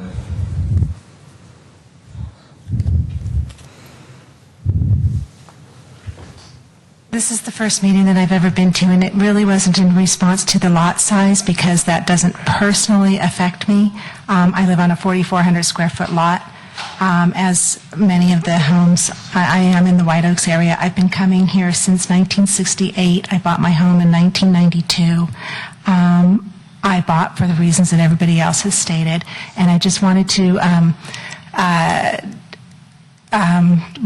restate that I started getting involved because of the development type, not so much the individual homes, but the development that I see going on. And I recently attended a meeting on the Greater East Side, even though that didn't impact me personally, but the development is impacting all of us. And what I'm not understanding, and again, I'm not familiar with the process, but I'm feeling very much like it's us against whatever you folks decide. Is that how that works?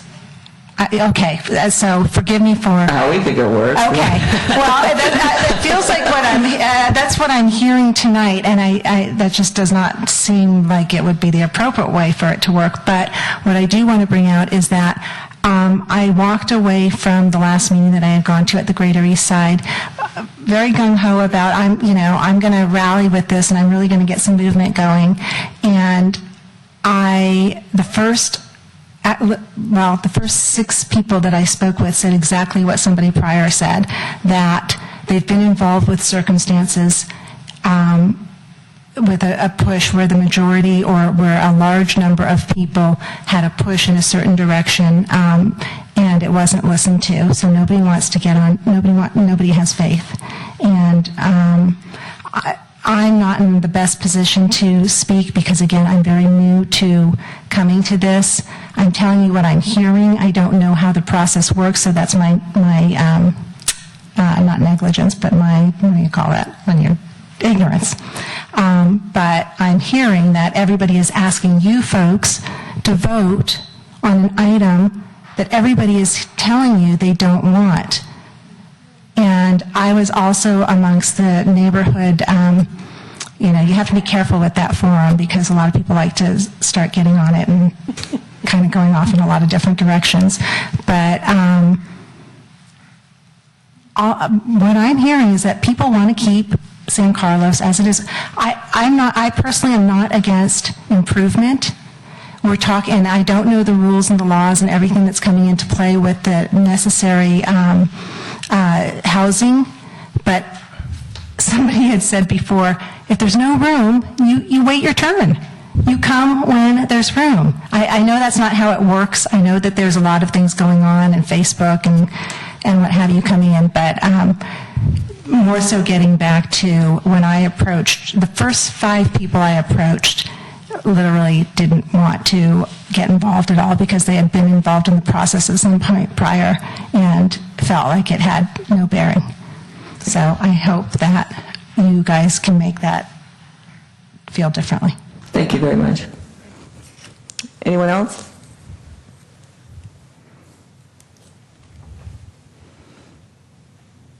My name is Scott Linke. I've lived in San Carlos for about 16 years. I wasn't planning on speaking, but I'd just like to add my voice to what's been raised so far. When we moved into the town, it's I lived in areas where there was more land and we had larger houses, so we're very excited to find San Carlos. It's beautiful downtown. It really is in the Bay Area. I always wanted to leave the Bay Area, frankly, but when we found San Carlos, I found a place that I really felt home. We can walk downtown. It's down nice streets. The sidewalks you guys have been fixing up, I think that's great. It's a beautiful place. When I started hearing about this flag lots, and even before we moved to San Carlos, we were renting houses, and we'd go to Palo Alto with our little list of places we could rent, and we didn't have much money. And every time we'd pull up, and you'd find out that the house, wow, this is a beautiful neighborhood, nice house, nice house. Which house is for rent? Oh, it's down this alley and behind somebody else's backyard. That really turned me off to a lot of Palo Alto. I love that San Carlos, you didn't see that. San Carlos, you had nice small houses, but consistently nice, and we're able to go downtown. When I saw the rules around what somebody could do with a flag lot, I looked at it and I had to laugh because I love our lot. It's about 50 by 150. At least my reading of those rules looked like, wow, we could, according to those rules, go sell a 10-foot swath of our lot, turn it into 40 feet, pack another house behind there. It's just ridiculous. That is not a lot that's designed for more than one house. If the rules allow that, it's wrong, and they should go back to the old rules. Anyway, thank you. Thank you very much. Would anyone else like to speak? Okay, seeing none, I'm going to entertain them. We closed, is this a study session? It depends. It depends on whether or not we're going to, I think it depends on whether or not we're prepared to vote today. If we're going to vote today, then we would close the public hearing. If we're not going to vote today, then I don't think we would close the public hearing. I guess So I was ready to vote at the last meeting, and my concern was that the city had put out some material that indicated that it was going to be done in 3 meetings. And so my only concern if we vote today is that we're later going to hear from folks saying, well, we were going to wait till the 3rd meeting and so we didn't come. So I would be interested if, you folks are our neighbors. If anybody has a sense that that they know people, well, actually, let me also say that I agree with the speakers that the vast majority of folks we've heard from have indicated that they would like us to revert back to 2011. I think that at most, being generous, I've heard from maybe 5 people who didn't. And of those 5, some of those folks said, well, I think that the problem would be solved if we just dealt with the house sizes and we don't have to split the lots.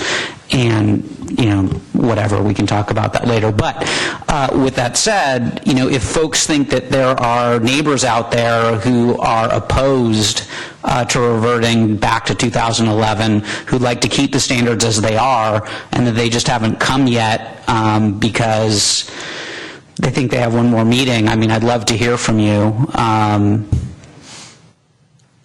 I don't think you're going to get anybody in the audience to... Well, if that's the case, I don't want to have another meeting just to have another meeting. Why don't we get a general consensus to see if people are ready to vote? I'm ready to vote. I'm ready to vote. Well, I'm ready to discuss it and vote, but I don't, I think we need to have at least a little discussion. No, of course. I think his end game is, are we prepared to make a decision today? I still have some questions about flag lots and whether that's the right wording. And that's also fine.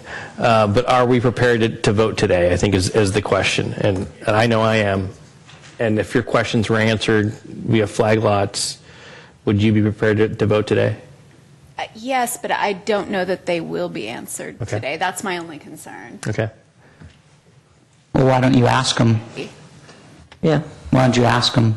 I did. I'm asking about whether Redwood City's wording for their flag lot ordinance has been a problem, because it seems a bit vague to me, and that was one of my major concerns about keeping the flag lot portion of the ordinance just in keeping with the neighborhood. I mean, we've got 2 or 3 findings in various situations that are identically vague. I actually, Trying not to be vague here. No, I was being slightly facetious in my use of I'm vague. concerned about the verbiage of the flag lot, basically saying pre-existing conditions or whatever like that. Because anytime that anything comes up to us and it has a verbiage like that and it's not better defined, I mean, we always rely on what is more objective, and so it really, that doesn't allow for, that to me says that if anything would come up to it, then we wouldn't allow it under any circumstances, because there's really not any criteria that we can hang our hat on. So, and that's my concern about the flag lot verbiage, is just too... I mean, I hear what you're saying, but this, on our design review standard, it's consistent with the character of the neighborhood. I mean, that's basically... And character of the neighborhood is the one that we always get hung up on, because character of the neighborhood is a subjective criteria, which is usually voted against in favor of more objective criteria. That's my concern, because I mean, anytime we say that, we end up with problems. So that's good. But if we're going to have this, I guess we need to go back to what's at hand. I have those concerns about the flag lots. I'm not saying that I'm not ready to vote tonight, but I do have that concern. I want to have that discussion about the flag lots. Tom, what are your feelings? You want discussion? Okay, so I think that we might be prepared to vote tonight. I think we have a little bit of time. Let's see how the discussion goes, and we can always reopen. If we close the public hearing, we can always reopen it if we continue, right? No? Yep. Yeah, sure, fine. I move to close the public hearing. I'll second that. Roll call, please. We have motion to close the public hearing in a second. Thank you. Commissioner Bradley? Yes. Commissioner Gutierrez? Yes. Commissioner Harper-Patterson? Yes. Vice Chair Silberman? Yes. Chair Berkman? Yes.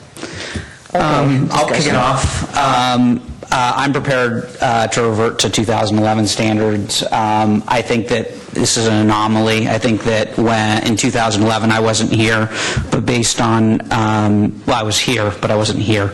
And from what I understand, the intentions were fantastic. Staff looked at the fact that a 5,000-foot lot was standard, and that there were lots that were 40 feet in width. And they thought, well, gosh, we should be consistent and allow lot splits to conform to those standards. And in the abstract, that made sense, but I don't think anyone recognized at the time it was going to result in developers coming in and splitting lots. And we've dealt with, I want to say, 6 or 7 lot splits since then. Universally, the community has been opposed to them, and there really wasn't much that we could do about it.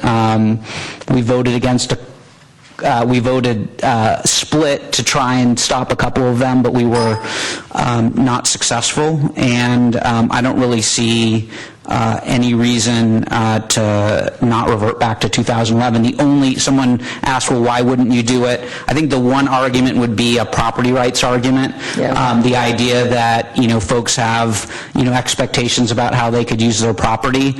And I would probably that would be something that would resonate with me in general if it wasn't for the fact that we're just reverting back to standards that existed 5 years ago. So I don't think that anyone has a particularly reasonable expectation that the standards that we have right now are going to stay versus the standards that were here in 2011.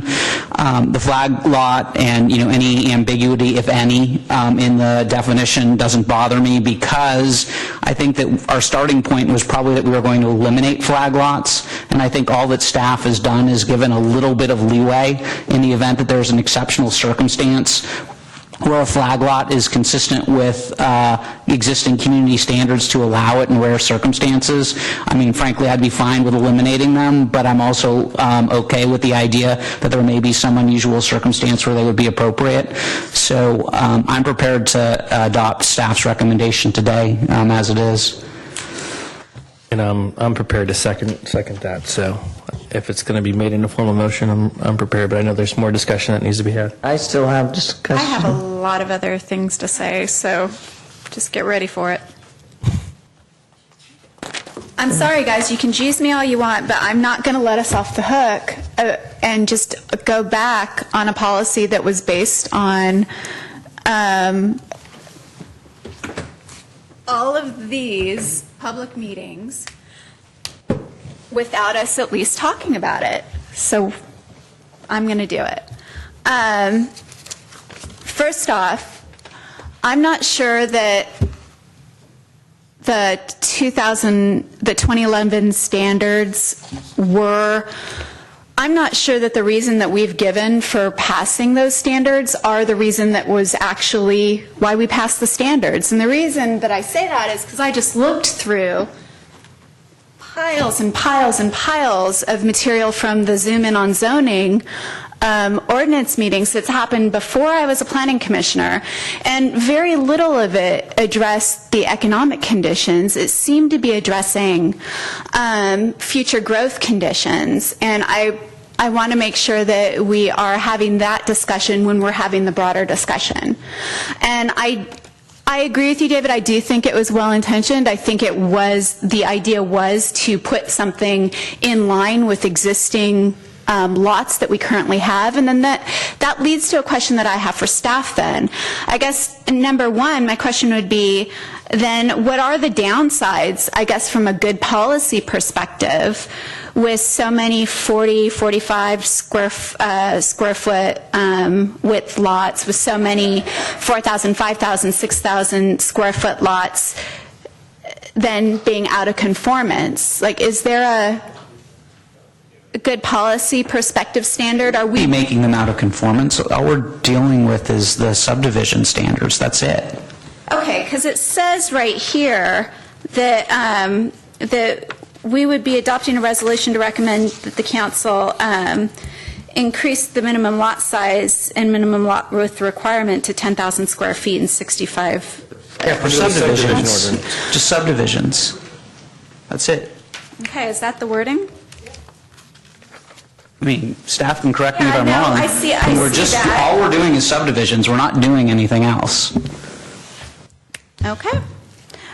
Is there, spot zoning has also been brought up, and I guess my question would be, is there a problem with spot zoning from a good policy perspective as well? Yes, but we're not going to do that.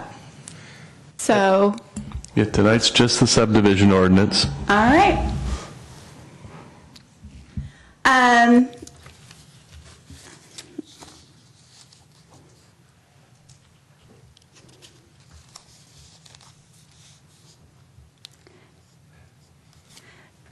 So then am I misinterpreting the things that I just went through from the conversations in 2009 and 2010 about the zoning ordinance and about the intention of increasing the subdivision dividing standards? I guess my point is, I don't want to do anything unintentional. I don't want to have any additional unintentional consequences by reverting back, and I want to make sure that we've thought through those.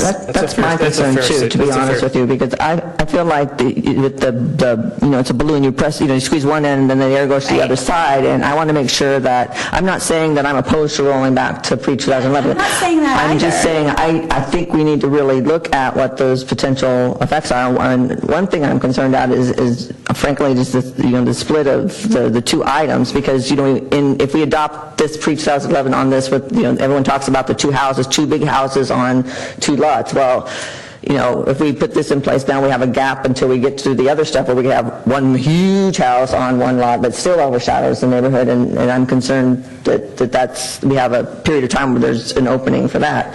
And Well, I can chime in there because you might recall procedurally how this came up. There's an urgency ordinance in place that's going to continue until May. That was only a zoning ordinance change that dealt with the development standards. They also had the effect of making it impossible to do a subdivision because someone developing a house under the zoning ordinance couldn't possibly do a lot split. You can't do an urgency ordinance on the subdivision ordinance. It's a separate ordinance, although a lot of cities have them both in the zoning ordinance. But it's a feature of state law that we had to do it procedurally that way. So what you're doing tonight is just these 3 amendments to the sections, and I think they're very consistent with the urgency ordinance that's in place right now. It resets what you can do when you apply for a subdivision application. This is the subdivision that you can apply for. It has to be 10,000 feet. It has to have a 65-foot lot frontage. So that's bigger lots subdividing into smaller lots. Or a consolidation, the lots have to meet that standard. So if you had 5 lots and you wanted to or had 3 lots, you wanted to make 5 houses out of it, each of the lots has to comply with the 10,000-foot standard. So when you're making a new legal lot, that's what happens. Old lots that were in subdivisions from 1925 or 1960 or 1959, all those lots are legal. Okay. They have vested rights. Okay. The lot is legal under the Subdivision Map Act. If the house burns down, God forbid, a new house can be built. It's going to have to comply with our new development standards, but it's a legal lot. It doesn't matter that it's under 5,000 feet. Thank you. Then that does beg the question, I guess, Al, maybe you'd be the best one to answer it because I think you were the only one involved in it. Is there anything else we're missing in this discussion that was brought up in 2010 about the need for this subdivision ordinance that we haven't discussed ad nauseum on the Planning Commission or City Council side? No. Okay, great. Then I'm fine. Any other discussion? Any comments? Yes, I wasn't here, but I think that going back to 2011, those standards were arbitrary in some ways, and I'd like us to consider perhaps asking the staff to look at an alternative. If you close your eyes and imagine what an acre is, it's 209 feet square. That's not very big. If you allow a 10,000-foot lot to be split into 2 5,000-foot lots, that would allow 8 dwelling units on 1 acre of land. Going to the larger scale, a 20,000-foot lot split would only allow 4 on an acre. And we've looked at 5,000, 10,000, and 20,000 here. But I would like us to consider 15, in order to split a lot, that perhaps you have to have as much as 15,000 square foot lots to split it into approximately half or near that, with the same consideration with lot widths and slope. So 15,000 square foot and 65 with the 65-foot width, 60. Yes. So basically 7,500 would be the minimum lot size with the 65. Well, we could set it at lower than 7,500, but to split it, perhaps 15,000 feet would be more advantageous So can for the character of the. I think what I'm concerned about is character change on your streets. That's what we're talking about. Huge houses, tall houses casting shadows over other people's houses that have lived there a long time. It's about the character of this town. So, Don, can I ask you, I mean, are you concerned about the ability to put multiple houses on a large piece of property? Because I mean, we're not, there's a small lot subdivision ordinance, right, that's completely unaffected by this, right? So, for example, they're building 11 houses across the street from me on, I want to say, 3,500 square foot lots under the small lot subdivision. They'll still be able to do that. I see this as really just preventing splitting a single lot for two houses. And what you're proposing, you know, with all due respect, is not going to address the concerns that have been raised by the public, because it's going to allow subdivision of most of the houses on Carmelita, for example. So, I mean, if your concern is that you want to be able, if you want to see more lot splits, just less than we have right now, then your suggestion is great. But if you want to address the concerns that the public has raised, I don't think what you're proposing is going to work. But that's, you know, that's just my view. No, if we're talking about a subdivision where you have several houses on several lots, certainly 10,000 feet is a good lot size, or even less. But what I'm concerned about is the streets, like in the more level part of the, I live in a condominium up the top of the hill, so I have no conflict of interest here, but I'm a suburban guy. I've always lived in suburbs around Los Angeles and Detroit and out North Carolina, places. What my concern is, what most of you are raising here tonight, is the character of your community, your neighborhoods. And I hear you saying you don't want big houses on small lots casting shadows over your homes. So I thought by suggesting that we look at requiring a larger land area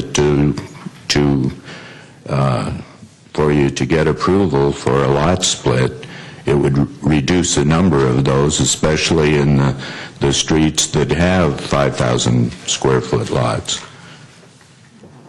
So I have to say, I mean, my concern is just, it feels very throwing the baby out with the bathwater to just roll it back. And that's why I wanted to see us consider something like 6,000 or 7,500 lot splits. I'm not saying that that's why I vote in the end, but I just wanted us to consider those things and not just an either or, because I think that there was logic into putting it into place.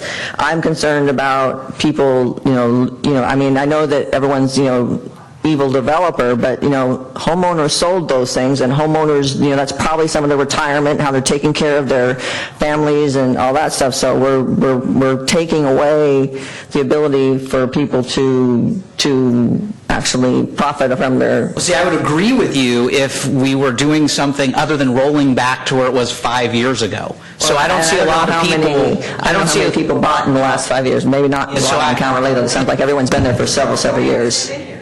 Yeah, so that, I mean, that's the thing, is I don't think that there are a whole bunch of people who, in fact, one of them came to the last meeting, and she expressed the concern that you're raising, and that's the only person we heard from. If I had heard from, I mean, there's whatever, if there were 100 people that came and said, you know, I bought my house in 2012 based on, you know, reliance, which they shouldn't have relied, but reliance on the idea that the standards were going to stay the same, then I would be more sympathetic to what you're saying. But all we're talking about is going back to where we were at 2011, and if there was like an intentionality that said in 2011 we're like, oh yes, we want 200 more houses, and so we're going to reduce the size necessary for a split, then I'd be like, okay, but I think it was unintentional. I mean, I don't think that anyone ever thought that house values, the property values were going to go up, the developers were going to come and see that these lots could be split, and we're going to split them. I mean, I totally understand what you're saying. If you want staff to I don't come want to be back and... arbitrary, I just want us to think it through. That's why we're having the discussion, Yeah, right? sure. I mean, I don't know that it's arbitrary to go back to where we were in 2011 any more than you could say, well, the 2011 standards are arbitrary, or any number we pick is arbitrary. I mean, 7,000, 6,000, 8,000. I mean, you could say that they're all arbitrary. The next step, if you folks aren't ready to vote, and I totally respect that, is have staff come back and say, well, how many lots can you split if you make it 12,000 or 14,000 or 16,000? I don't think you're going to like what you see, but if you want to see it, by all means, ask staff to do it. I want to ask that question, David, and I think that was, you got to the point, you think it was unintentional. I guess that would go back to asking Al, because none of us were there, and I did my best to read, I really did my very best to read through it, but was it unintentional? I mean, I asked that at the last meeting, but you weren't here. Yeah, sorry. Did staff understand, and was there any discussion of the fact that reducing the size from 20,000 to 10,000 was going to result in a couple of hundred potential lot splits? There was no specific lot count as a result of that change at the time that it was done. It was done somewhat based on economic forces at the time. There was a recession. There wasn't a lot of change in terms of the number of housing units in the community, and there wasn't the pressure that we are seeing today to subdivide and build new homes in our community.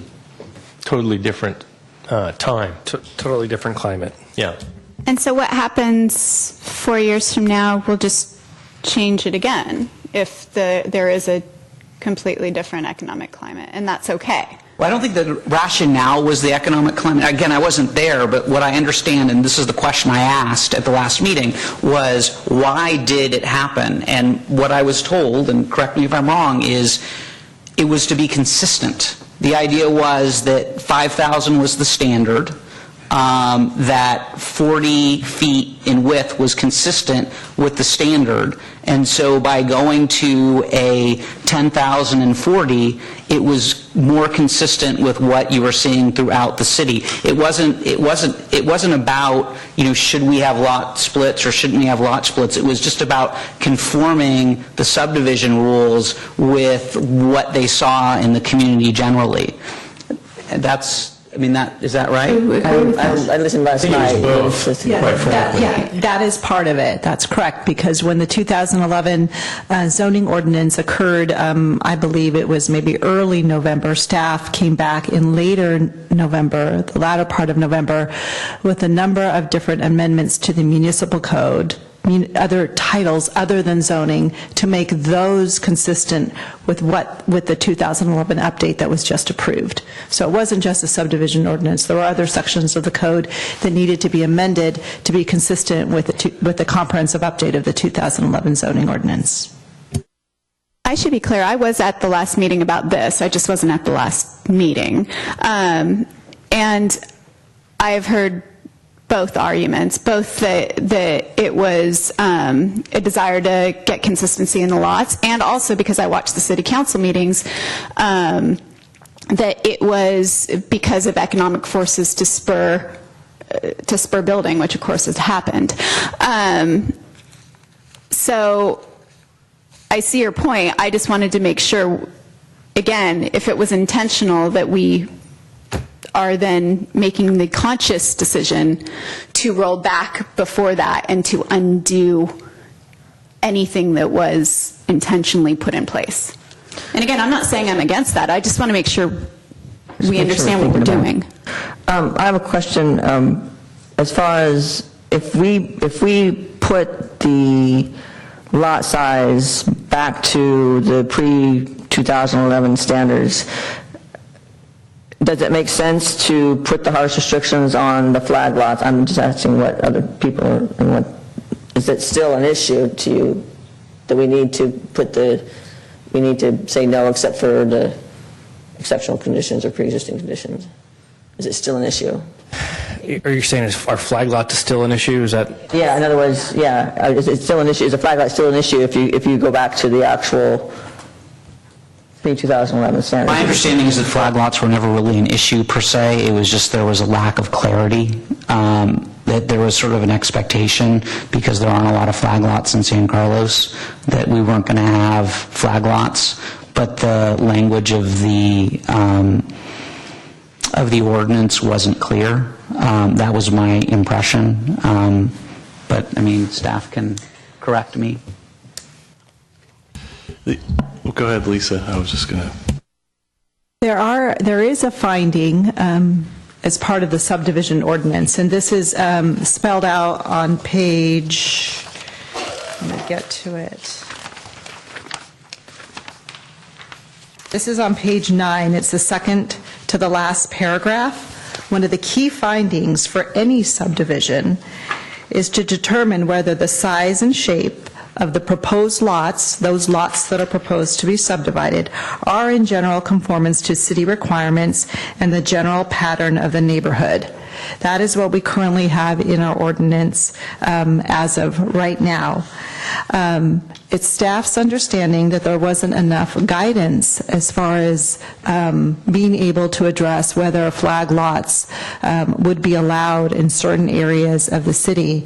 And this came about because there was a proposal to subdivide one property into two, and it's discussed also on page 9 of the staff report, on a block where the pre-existing lot pattern basically consisted of regular rectangular shaped lots on both sides of the block. So with the introduction of a flag lot, would that be appropriate? According to our subdivision ordinance, that would be something we would need to look at as a general pattern of the neighborhood, at least at minimum, the existing lot pattern that was found on that block. Because I'm sorry, Lisa, if I could just add to that, that's exactly right. And so what happened is we had a situation where there was a flag lot in an area that, as Lisa mentioned, where you had just a bunch of rectangular lots, and it had unintended consequences that we had not anticipated. And so while the property in question conformed to the subdivision standards and the zoning and everything, it was inconsistent with the general plan policy that says you shouldn't have an unusual lot pattern and introduce an odd new shape into a neighborhood of very traditional rectangular lots. So now we had the difficulty of where we were relying, it's not all that difficult, but it created a problem that we shouldn't have necessarily, where we had to then rely on general plan policy to make a decision about something. Sometimes cities have to do that, but we'd prefer that, and it's encouraged that you have a general plan and zoning that are consistent. Okay, so I see the inconsistency now between the general plan and the zoning. Okay, that helps. Okay, thank you. Any other discussion?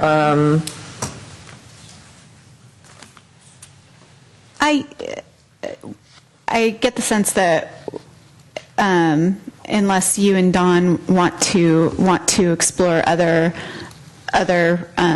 numbers and percentages, that we're going to go ahead and vote. And because I get that sense, there's just a couple things I want to say. From the staff report, one of the things that you'll note is that we had asked how much more, I guess, density could happen, and where these other housing units could go in the future. The general plan goes to 2030. We have to build beyond that, and it looks like the vast majority will go. Almost all the new housing burden will shift to downtown, if I'm reading the staff report right. Would you agree with that, Lisa? That's correct. All the projects listed on the first half of the table are either in the downtown or in proximity to the downtown. Right, and assuming that we do indeed roll back the subdivision split, that means that the 1,436 additional units that could happen by 2030 will almost certainly go closer to downtown as well. Am I reading that right? Except for Black Mountain and across the street from my house. That'll go down the street from my house. No, that's And I would also like fine. to remind the commission that the state does provide for second units in the RS6 zoning district. Okay, so That's a state requirement. second dwelling units as well. Okay. So I just want to, again, I said this at the last meeting and I'll say this again. When one neighborhood says no, the impacts go to another neighborhood. The need for new housing isn't going to go away because we keep reproducing children. Most people in this room are baby boomers. Some of you are Gen Xers. I think I saw one millennial. Each baby boomer, if you had 2 kids, and they each had 2 kids, you've produced 6 separate adults who need housing. 6 separate adults who need housing, almost all of whom seem to still want to live in the Bay Area. And those 6 separate adults that need housing are going to need somewhere to live. And they can't all live in Redwood City.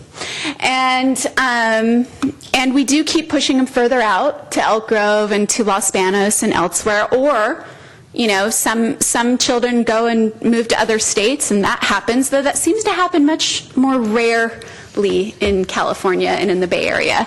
But I just want to make sure that we understand that we have all contributed to this in some way, that we have had children, and then those children need places to live, and then they want to live in the Bay Area. And in addition to that, we have told our children to grow up and be anything they want to be instead of telling them to be software engineers. And so then we need people from other areas of the country to come move in to run our economy. So I understand that we don't want anything to change. I've lived here for a long time too. I also don't want it to change. But I want us to be smart and realistic about what is going to happen going forward. People will need places to live, and this does mean we are shifting the burdens to other neighborhoods who are going to have just as many people in here complaining about the next 260-unit Transit Village project that we propose downtown. So I'm about ready to see if we want to vote, but the thing that I want to say is I think that the thing that I wanted to make sure we explored everything instead of just moving to roll it back. I wanted to make sure we explored it because I agree with what Angela has to say. But one of the things that sticks out in my mind about this is the community outreach. I think you said you did everyone that was affected, and then I don't know how many yards around those affected, and next door, and the website, and a couple other things you mentioned. So I really think that the staff's done a good job of doing the notifications to get this out. If there's really strong opposition the other way, we would have heard it. And so I think that definitely will bear on my decision. So, but I did want to make sure that we had those discussions, and I appreciate the fellow commissioners allowing just us to kick this around a little bit to make sure we're not doing something, we're not creating, like I said, another problem in another neighborhood. So, yeah, that's it for me. Can I make a motion? Yeah, I don't know. I didn't want to strong arm Don. If Don wants to see what it would look like if we, did 14,000 feet rather than 20,000 feet, I want you to have an opportunity to see what you want to see. Well, I think it would decrease the number of lot splits, but... Well, it would, compared to what? I mean, it would... Compared to 10,000, splitting them to 5,000. I see what he means. Yeah, no, you mean rather than, so, we're talking about 20,000. Oh, no. Well, that's what we're talking about. Oh. That's... Well, we don't have that many 20,000-foot... Yeah, there's 4. 4? Yeah. Yeah, but that's what that's the recommendation. So if you want to see 14 or 16, again, I'm not asking you to, but I want you to make sure that you have had an opportunity to see what you want to see. I've had that opportunity. Thank you. I just want to respond to Angela real quick. I agree with you in theory. I think we need more housing.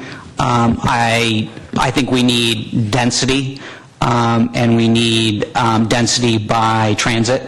I don't think we're going to solve our housing crisis by splitting a couple hundred lots and building single-family homes. I agree. So I agree with your point. I just don't think, I don't agree with, it to the extent you're trying to apply it to the decision we're making today, I disagree with that.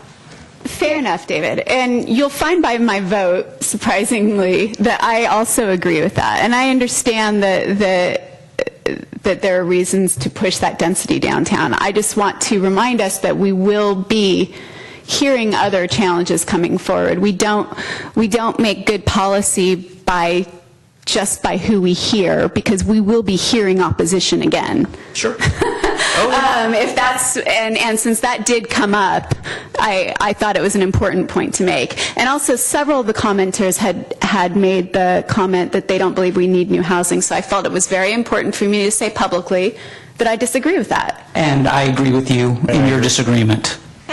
As would I. Thanks. Can I make a motion? Yep. For goodness sake. I move that the Planning Commission adopt a resolution recommending the City Council introduce an ordinance to amend Title 17 subdivisions of the San Carlos Municipal Code based on the findings incorporated into the resolution and for the reasons stated in the staff report. Second. Roll call, please. Commissioner Bradley? Yes. Commissioner Gutierrez? Yes. Commissioner Harper Pedersen? Yes. Vice Chair Silverman? Yes. Chair Bergman? Yes.